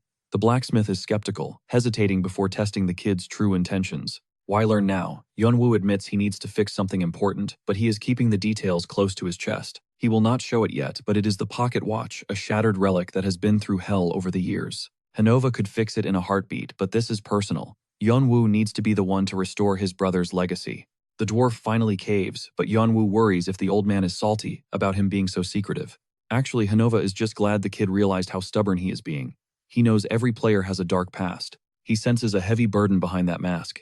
Every soul in this tower carries a story they would rather keep buried. Plus, he has other orders to fill, so he can only teach the basics. Yeonwoo is genuinely thankful. Hanova plays it cool, acting like he is just bored, but his red ears give him away. Bro is totally blushing. The training is brutal. Yeonwoo fumbles constantly, and Hanova is not shy about smacking him for every little mistake. He is a total demon teacher, hammering proper technique into our boy with zero mercy. Still, the dwarf knows this kid is a prodigy. Most beginners cannot adjust their swing to save their lives. But the moment Yeonwoo learns a move, he adapts. It is like he has a cheat code for where to strike. Those dragon eyes are doing the heavy lifting, calculating every impact. Every strike from his hammer hits with insane precision. Hanova is shook. The kid looks like a natural-born blacksmith already. He has never seen someone evolve this fast in his life. This triggers flashbacks of a different boy, a student who showed him true honor and a burning desire to learn. Now that cheerful soul is gone, replaced by a cynical brat. Hanova wonders if the kid is just rotting away inside. Distracted by the past, he hurls a metal pipe at Yeonwoo's head, forcing the rookie to lock in and focus. As night falls, Yeonwoo realizes it has already been 14 days since he stepped foot in this town. He is finally vibing with the craft, enduring the dwarf's savage lessons, while sensing Hanova's genuine wish for him to succeed. Through the harshness, Yeonwoo finally sees why his brother viewed this grumpy blacksmith as a true father figure. Beneath the crusty exterior lies a warm heart. He feels a massive wave of relief that his brother had one loyal ally. Ultimately, that's exactly why he refuses to drag the dwarf into his dark path or let his own chaos ruin the man's life. He is simply grateful to have met the real Hanova. Once his custom gear is finished, it's time to move on. Yeonwoo prepares to vanish. Staring up at the tower's infinite peak, he finally feels a strange sense of peace. After reconnecting with his brother's past, only one objective remains on his checklist: he must conquer the tower. To face the high rankers, the gods of the upper floors, Yeonwoo needs to skyrocket his power and speed immediately. He needs that strength to crush his enemies and finalize his bloody revenge, while lost in deep thought. Suddenly, a pack of hunters surrounds him, brandishing his bounty photo like a trophy. He is the target they've been stalking. These thugs are hired to sabotage Hanova's business and terrorize his clients. They mock the noob, laughing at how he ignored their threats the moment he cleared the tutorial. Our protagonist wonders if these are the same losers bothering the dwarf. Honestly, he's surprised it took them this long. The 8 clans rule with an iron fist, though they usually ignore the trash heaps outside the high-tier floors. Instead, they outsource their dirty work to bottom-tier clans, using these lowlives for scumbag hits just like this one. Harassing Hanova is their favorite pastime. The leader sneers, mocking his prey for having the audacity to laugh right now. But Yeonwoo just tells them to beat it. Enraged, the leader swings his blade before anyone can even blink. But the masked player has already vanished. Yeonwoo flickers behind the man, burying a dagger deep into his thigh. With the first guy neutralized, the masked shadow pivots brutally, dismantling the next victim in a blur. The third thug meets a similar fate as Yeonwoo flanks him instantly. Within seconds, most of the squad is face down. Gripping his steel, Yeonwoo waits for the last two to charge. He dominates the space, launching his blade with lethal precision. A perfect headshot drops one instantly. Next, he lunges for the final survivor, closing the gap in a heartbeat. He knows he can slaughter every last one until only a single source of intel remains standing. One guy confesses the boss sent them to stalk Hanova. Coldly, Yeonwoo executes the man's partner right in front of him. Looming over the terrified survivor like a god of death, the masked warrior commands him to lead the way to their hideout. Yeonwoo finds the poor blacksmith beaten and bloody. Hanova looks up, apologizing for being so weak. He explains that they looted everything, including the gear he worked on. But Yeonwoo doesn't care about items. He only asks if Hanova is alright, relieved the old man escaped permanent damage. Gently, he tells the dwarf to rest up. But the old man grabs him, sensing the lethal intent. He knows Yeonwoo is now hunting for blood. He is going after the Night Watch, a notorious underworld clan with massive influence outside the tower's walls. Rumor has it they are backed by the Red Dragon, one of the elite and terrifying 8 clans. Hanova realizes the danger, fearing the kid will be swallowed by darkness if he chooses to fight them now. As he watches the masked man, a ghost of Jongwoo appears before Hanova, looking identical to his old friend. That familiar aura leaves the dwarf speechless. He can only watch as the mysterious player walks away. He wonders why the memory of that boy haunts him so intensely, even after everything that happened years ago. Back to the present, Yeonwoo has Willet by the throat, forcing the rat to guide him straight to the boss's den. Threatening to end him if he stalls, Willet panics and leads the monster right to their front door. Yeonwoo activates his special eyes, mapping out the base and identifying every hidden trap protecting the perimeter. The masked hunter isn't going in alone. He tosses Willet inside first as bait. The other thugs look on in total confusion. They wonder why their comrade is back so late, questioning him for being so eerily silent and terrified. Suddenly, Yeonwoo lunges from the darkness. Using Willet as a screen, he slams the next thug onto the table. All eyes lock on him as the drunken mob roars traitor. They swarm the masked intruder, ready to tear him limb from limb. With a blur of motion, the masked warrior evades a strike, seizes an arm, and snaps it like dry kindling. One down, many to go. A flanker gets intercepted instantly. Yeonwoo is a whirlwind of violence, turning their superior numbers into a total joke. Their attacks are useless. He twists a limb so brutally it'll never heal, but the slaughter has only just begun. He launches a body into the wall like a ragdoll. Panic sets in as a survivor scrambles to summon backup. They think he's just a lucky rookie, but one icy glare from Yeonwoo proves how dead wrong they are. More fodder arrives to protect their leader, but these clowns are walking straight into a meat grinder. He carves through them with ruthless efficiency. After the cleanup, our protagonist turns his cold gaze toward the mastermind. The arrogant loudmouth finds himself dangling by his throat. The remaining survivors can only watch in absolute horror. A hidden mechanism clicks a trap, but Yeonwoo's supernatural vision instantly pierces through the floor to find a secret path. There's no escape. Channeling dark mana into his heel, he prepares to bring the entire house down on his prey. A devastating stomp sends shockwaves through the foundation. Even the hardened criminals think this guy is a total psycho. He tracks down the fleeing rat in seconds. In a flash of steel, Yeonwoo is suddenly right in his face. The coward fumbles with an oversized blade, desperately attempting to unleash its hidden magical power. A magic slash erupts, but Yeonwoo is faster. His counterstroke shatters the enemy's blade into a million pieces. Before the fool can even blink, a dagger finds its home in his throat. It's game over in a spray of crimson. He spots 2 terrified stragglers shaking in the shadows. "Get down here now," he commands, "or neither of you breathes." With the massacre concluded, a survivor fearfully serves him coffee. Yeonwoo eyes the cup, suspecting a lethal dose of poison. The servant jumps at his gaze. In his mind, he's screaming, "Where did this absolute monster even come from?" They pegged him as a fresh tutorial rookie visiting the smithy. Boy, did they underestimate the wrong guy. High-tier artifacts. Ruthless skill. The realization finally hits this is the legendary glutton player himself. Why is a record-breaking monster like him outside the tower? He's literally tearing through entire clans for fun. The Nightwatch clan is in ruins. After this beating, they won't be crawling out of their holes anytime soon. Finishing his drink, Yeonwoo pivots to business. It's time to talk about reparations, and he expects full payment. Every scratched wall and every lost sale at Hanova's shop is now a debt they must settle in gold. Medical bills and property damage are all on the invoice, and if they can't pay the price, then he'll gladly take their heads as a down payment. He's not exactly the patient type. He empties their vault first. The remaining fools are left with one job: work off the rest of the debt. New job alert, they're now Hanova's personal guards. Plus, Yeonwoo is literally begging for them to try something. He dares them to run to their leaders. He wants the whole clan to know exactly who broke them. After dropping his demands like a death sentence, he vanishes, expecting everything fixed by his return. He wonders if he was too soft on them. Deep in thought, he spots the grumpy old dwarf wandering nearby. Hanova looks worried sick until Yeonwoo appears. The old smith snaps, demanding to know where he's been. It's dangerous out there, but Yeonwoo just tosses him a heavy bag overflowing with stolen treasures. All of Hanova's stolen gear is back. The dwarf sighs, knowing his apprentice is too stubborn to follow orders. Deep down, he's just relieved the kid is in one piece. Get inside, he grumbles, hiding his smile. Seeing the old man safe warms his heart.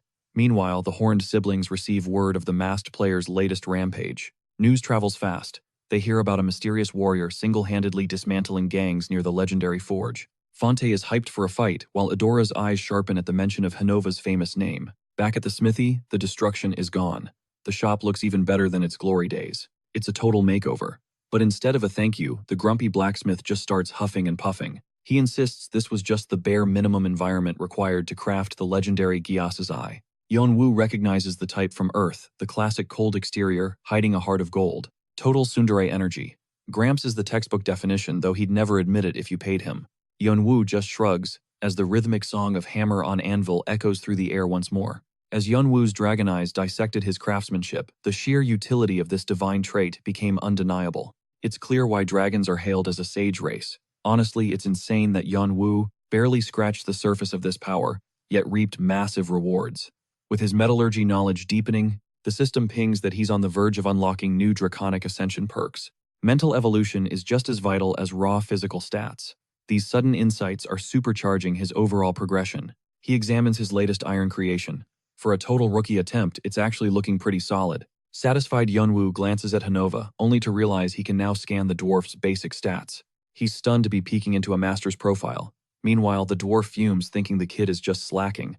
Hanova barks at him to get back to the forge, but Yeonwoo's buzzing from this accidental level up. Forging steel inadvertently sharpened his read on people. In this tower, information is the ultimate power move.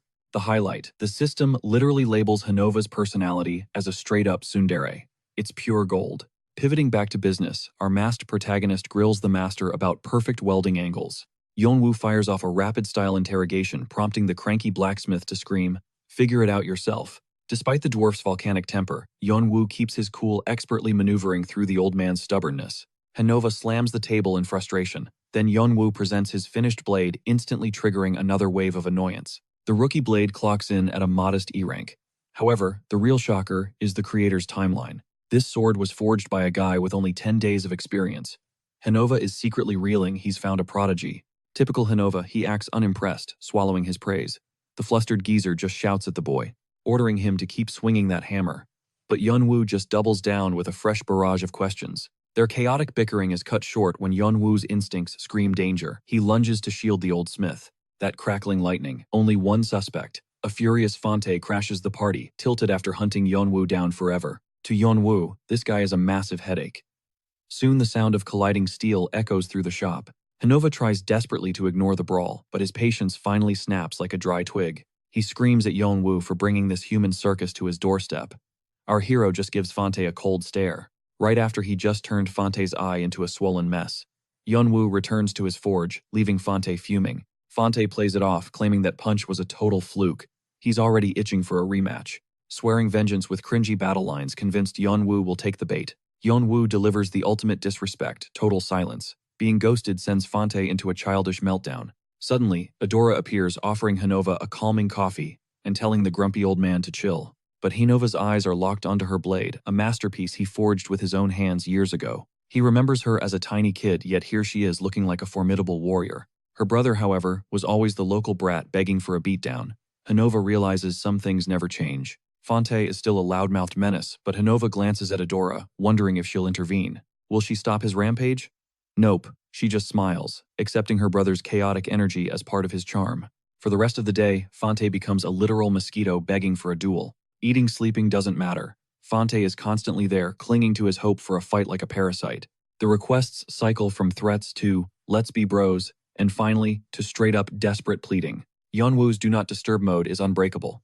Even Hanova is losing his mind over the constant whining. The dwarf snaps, telling Yeonwoo to just fight the kid already. Finally, Yeonwoo asks the real question, "Why should I?" Fonte drops some corny warrior's pride logic. Yeonwoo just shrugs, hands him a mental W, and moves on.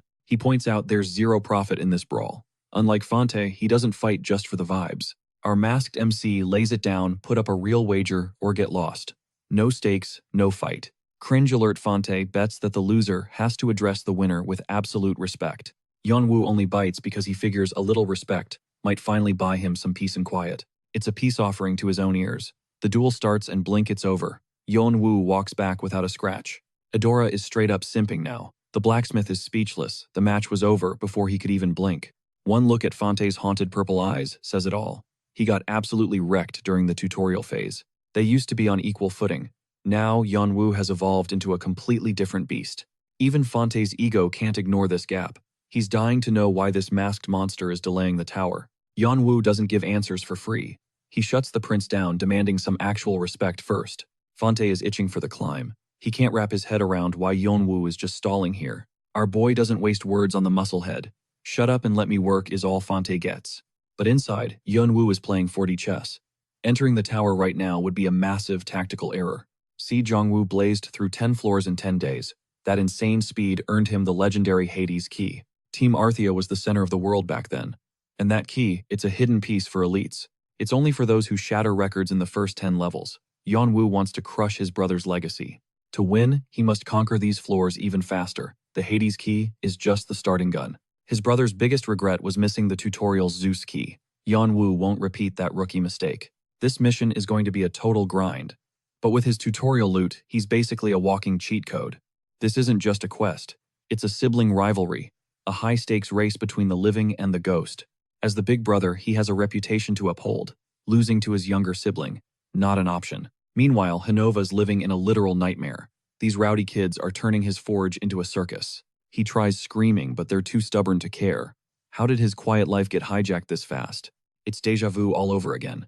They remind him of Jungwoo's chaotic old crew from years ago. Why keep dwelling on a boy who's never coming back? The old dwarf is drowning in his own nostalgia. He heads outside to clear his head, but someone is already lurking in the darkness, waiting for him. A towering figure in blood red looms ahead. A long-lost student has returned to greet his master. Yeonwoo is back at it, spamming perception on the watch.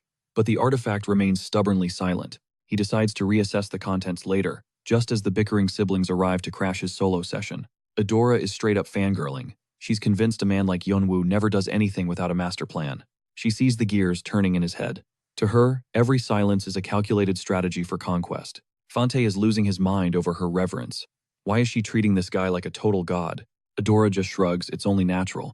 The prince is desperate for that same recognition from his sister. Yeonwoo just watches the comedy show unfold. Their constant bickering is actually starting to grow on him. Suddenly, the atmosphere shifts. A killing intent so sharp hits them that they immediately lock in. Someone's crashing their private terrace. Even though the one-horned tribe had supposedly cleared the area, the stranger calls Yeonwoo by his player name. He's been watching from the shadows for a while. It's Leon Raham from the Red West Wind. He's here with a formal invite to join their ranks. Fonte scoffs at how much clout Yeonwoo has built. His tutorial performance clearly set the tower on fire. Recruiters are swarming like vultures now. Proposal after proposal is being thrown at the masked player's feet. But Yeonwoo isn't looking for a squad. He finishes his coffee, ready to ghost the whole scene. He's about to bail when a red-haired player appears. A new presence steps onto the familiar terrace. Yeonwoo freezes in pure disbelief. This newcomer greets the blacksmith, much to our protagonist's horror. This is Bahal of the Fire Fist, a high-ranking monster capable of turning everything to ash. He's a heavyweight in the Red Dragon clan, and more importantly, he was once a member of Arthea. Bahal doesn't hold back the praise. He's impressed by the rookie's legendary skills right out of the gate. He knows Yeonwoo hates small talk, so he gets straight to the point, join our clan. The Red Dragon doesn't usually look at bottom feeders. This is a massive once-in-a-lifetime offer. Yeonwoo is the first newbie they've ever scouted. They're ready to bankroll his entire climb to the top. Infinite resources and elite support are on the table.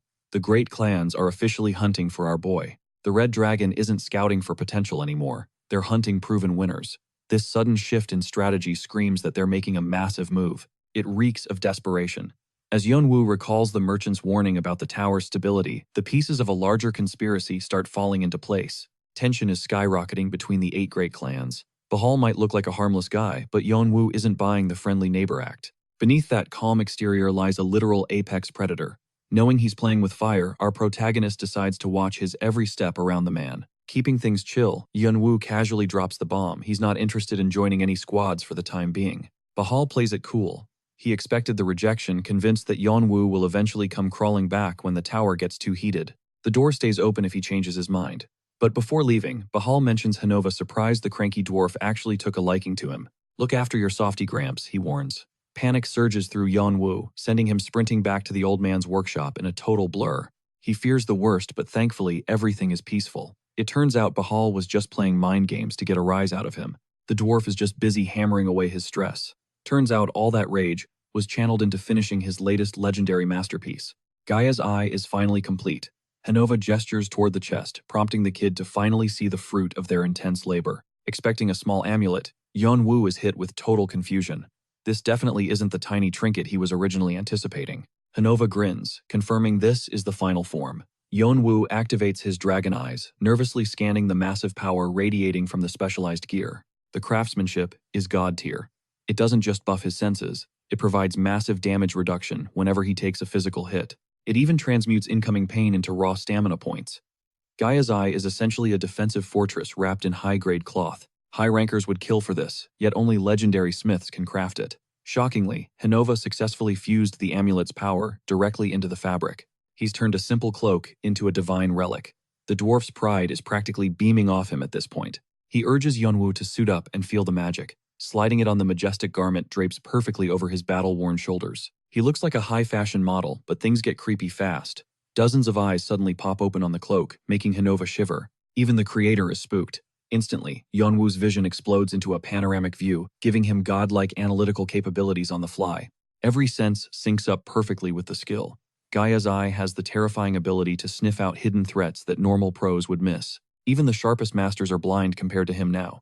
He's essentially gained a sixth sense through the gear's shared sensibility feature. His ascension progress hits 99%. He's standing right at the finish line of a massive power-up that few could ever dream of. Hanova basks in the kid's awe. The item even boosts mana recovery by 10%. It's an absolute game-changer for his long-term survival. We're talking ultimate defense, infinite stamina, and rapid mana regen.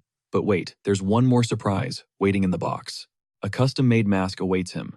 This A-class treasure was forged with the very essence of the dwarf's own soul and sweat. It grants a permanent bond. It'll never fall off his face unless Yeonwoo decides he's done with the secret identity for good.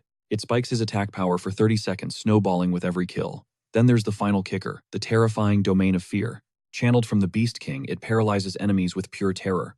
The system labels it a developing artifact, meaning it grows alongside him. This unique grade masterpiece is top-tier loot.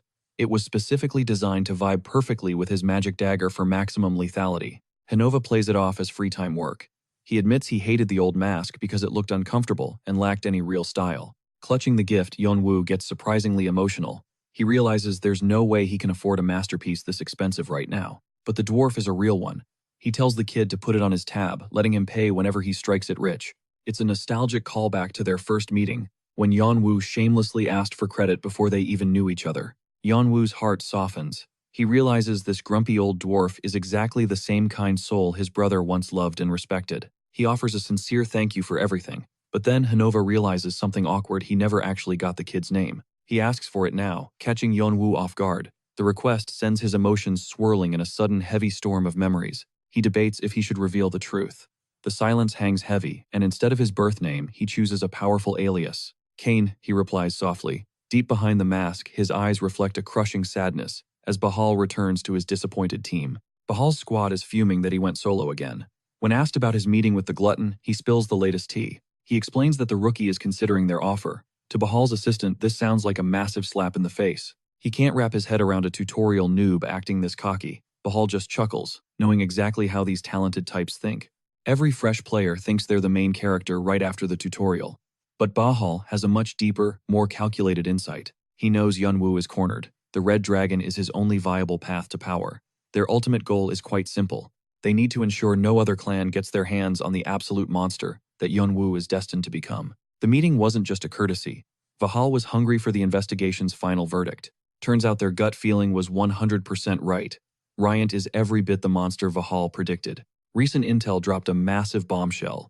The truth about Ryant is finally surfacing. The man hyped as the island's next martial god was actually a snake scheming since the tutorial. His prize, the legendary stone. We're talking about the heart, a literal god-tier artifact found only within Dragon Lords, the true sovereigns of mana. Every climber in the tower possesses a mana organ. But even as a physical part of the body, it has a hard cap on capacity. Frustrated by these limits, players began desperate research into artificial ways to boost their energy supply. This led to the birth of potions and enchanted artifacts, all designed to bypass their natural bottlenecks. But greed knows no bounds. Players obsessed over a true organ that could hold infinite power. The most twisted shortcut to that power: systematic slaughter of fellow competitors. It's a gruesome process, refining the souls of hundreds of thousands, just to forge one perfect mana battery. Vahal dismissed these tales as dark folklore, but the reality is far more terrifying. Ryant is actually obsessed enough to try it. Word is he's already making his move back to this realm. Vahal makes his stance clear: both the artifact and Ryant's head are the top priorities. He even greenlights the execution of the Blue Warrior. For Vahal, the stone's allure outweighs any loyalty. Meanwhile, let's check in on Yanwu, who's currently rocking some top-tier drip. He snaps on that helmet and sheesh. He looks like he just equipped a straight-up legendary skin.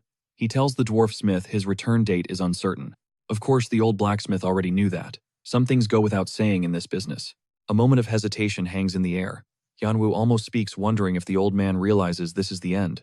Behind the mask, a faint smile forms. He offers a sincere thanks for everything before walking away. With destiny calling, Yanwu approaches the massive tower gates. But a familiar voice cuts through the tension. It's Fante acting like a total clown again. He's losing it because his big bro is suddenly locked in.